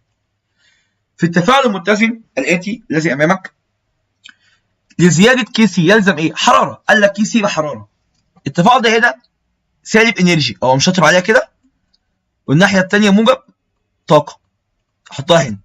عايز يزود الكي سي، يبقى انت تعمل ايه؟ يبقى انت تزود الحراره، يبقى رفع درجه حراره. ليه؟ لما ارفع حراره يمشي طردي الكي سي هتزيد. في التفاعل المتزن التالي يمكن ان تزول ايونات الفضه من المحلول بشكل شبه كامل عند ايه؟ عشان نعمل مستر عايزين يزول ايونات الفضه نعمل ايه؟ يعني بكل بساطه مستر عايز التفاعل يمشي ايه؟ انا عايز مستر التفاعل يمشي في اتجاه العكسي. حلو الكلام؟ اضيف ايه؟ هنضيف اتش سي ال. هتدينا اتش موجبه زائد سي ال سالب. تركيز الكلور هيزيد يا مستر، يبقى التفاعل يمشي في اتجاه عكسي. طب احنا بنجرب كذا حاجه لحد ما نشوف حاجه صح. فاضافه حمض الهيدروكلوريك بكل بساطه يا مستر تركيز الكلور هيزيد يمشي عكسي. يبقى اذا اجابه رقم الف. لا يتاثر اتزان التفاعل ده. لا يتاثر بايه؟ بكل بساطه لو حضرتك عملت ايه التفاعل يتاثر؟ رفع الضغط. لو انت زودت الضغط هنا 2 وهنا 2 التفاعل هيتاثر فعلا. طيب رفع الضغط التفاعل هيتاثر. طب يا مستر خفض الضغط برضه لا يتاثر. يبقى الف وب صحيحتان. التغيير المسبب لزياده معدل التفاعل الكيميائي ويحافظ على الاتزان. عايز تزود سرعه التفاعل الكيميائي بس تحافظ على الاتزان، تعمل ايه؟ تحط عامل حفاز طبعا. اذا كانت الكي بي بواحد فهذا يعني ايه؟ الكي بي بتساوي 1، يبقى اذا ار2 بتساوي ار1. سرعه التفاعل الطردي بتساوي سرعه التفاعل العكسي. يزداد انتاج الامونيا في التفاعل ده امتى؟ بكل بساطه احنا لسه قايلينها من شويه يا جماعه. يزداد انتاج الامونيا قلنا امتى؟ قلنا بسحب الامونيا نفسها. طب هنا معلش مثلا سحب الامونيا. طب خفض الضغط هنا 3 1 كام؟ 4. لو انا قللت الضغط يا مستر هنا هيمشي تفاعل عكسي، صح؟ يبقى الامونيا يا مستر بكل بساطه هتقل. طب التبريد التفاعل ده مصفى وطارد، تفاعل طارد صح؟ لو انا بردت التفاعل ده يعني ايه بردت؟ يعني قللت الحراره. لما انا اقلل الحراره التفاعل يمشي ايه؟ التفاعل يمشي في اتجاه ايه؟ اتجاه الطردي، فالامونيا تزيد، يبقى هو التبريد. ما التغيرات التي تحدث لنفس الاثر على التفاعل الاتي؟ ايه الحاجات اللي نفس التاثير؟ زياده الضغط ورفع درجه حراره. لو انا زودت الضغط يا مستر 2 و2 سوري هنا 2 هنا 3. لما ازود الضغط التفاعل يمشي ايه؟ التفاعل يمشي عكسي. حلو الكلام؟ هنا 1 2 3 زود الضغط يمشي عكسي. حلو الكلام؟ طب رفع الحراره تفاعل ماس، يعني الحراره هنا الحراره موجوده هنا تفاعل ماس. لو زودت الحراره يمشي ايه؟ بكل بساطه يمشي طردي، ما ينفعش. طب خفض الضغط هنقلل الضغط. التفاعل عوض الضغط موجود في النواتج. هنقلل الضغط التفاعل يمشي ايه؟ قلل الضغط كده التفاعل يمشي طردي. طب سحب ال H2 لو انا سحبت ال H2 ال H2 ناتج صح؟ لو سحبت يمشي ايه؟ طردي برضو. اجابه رقم ب. بزياده الضغط الكلي، دي الضغط يا جماعه، بزياده الضغط الكلي على حاله اتزان التفاعل فان عدد مولات الغازات المتفاعله اصغر من عدد مولات النواتج فان ينشط في اتجاه. بيقول لك ايه؟ بيقول لك ان عدد مولات الماده المتفاعله 2 مثلا، وعدد مولات النواتج بكام؟ عدد مولات الغازات المتفاعله اصغر من عدد مولات الناتجه، يبقى النتيجه بكام؟ النتيجه مثلا ب4. حلو الكلام؟ قال لك المتفاعل اصغر من الناتج. فعند زياده الضغط لما زود الضغط يبقى نزود الضغط هنا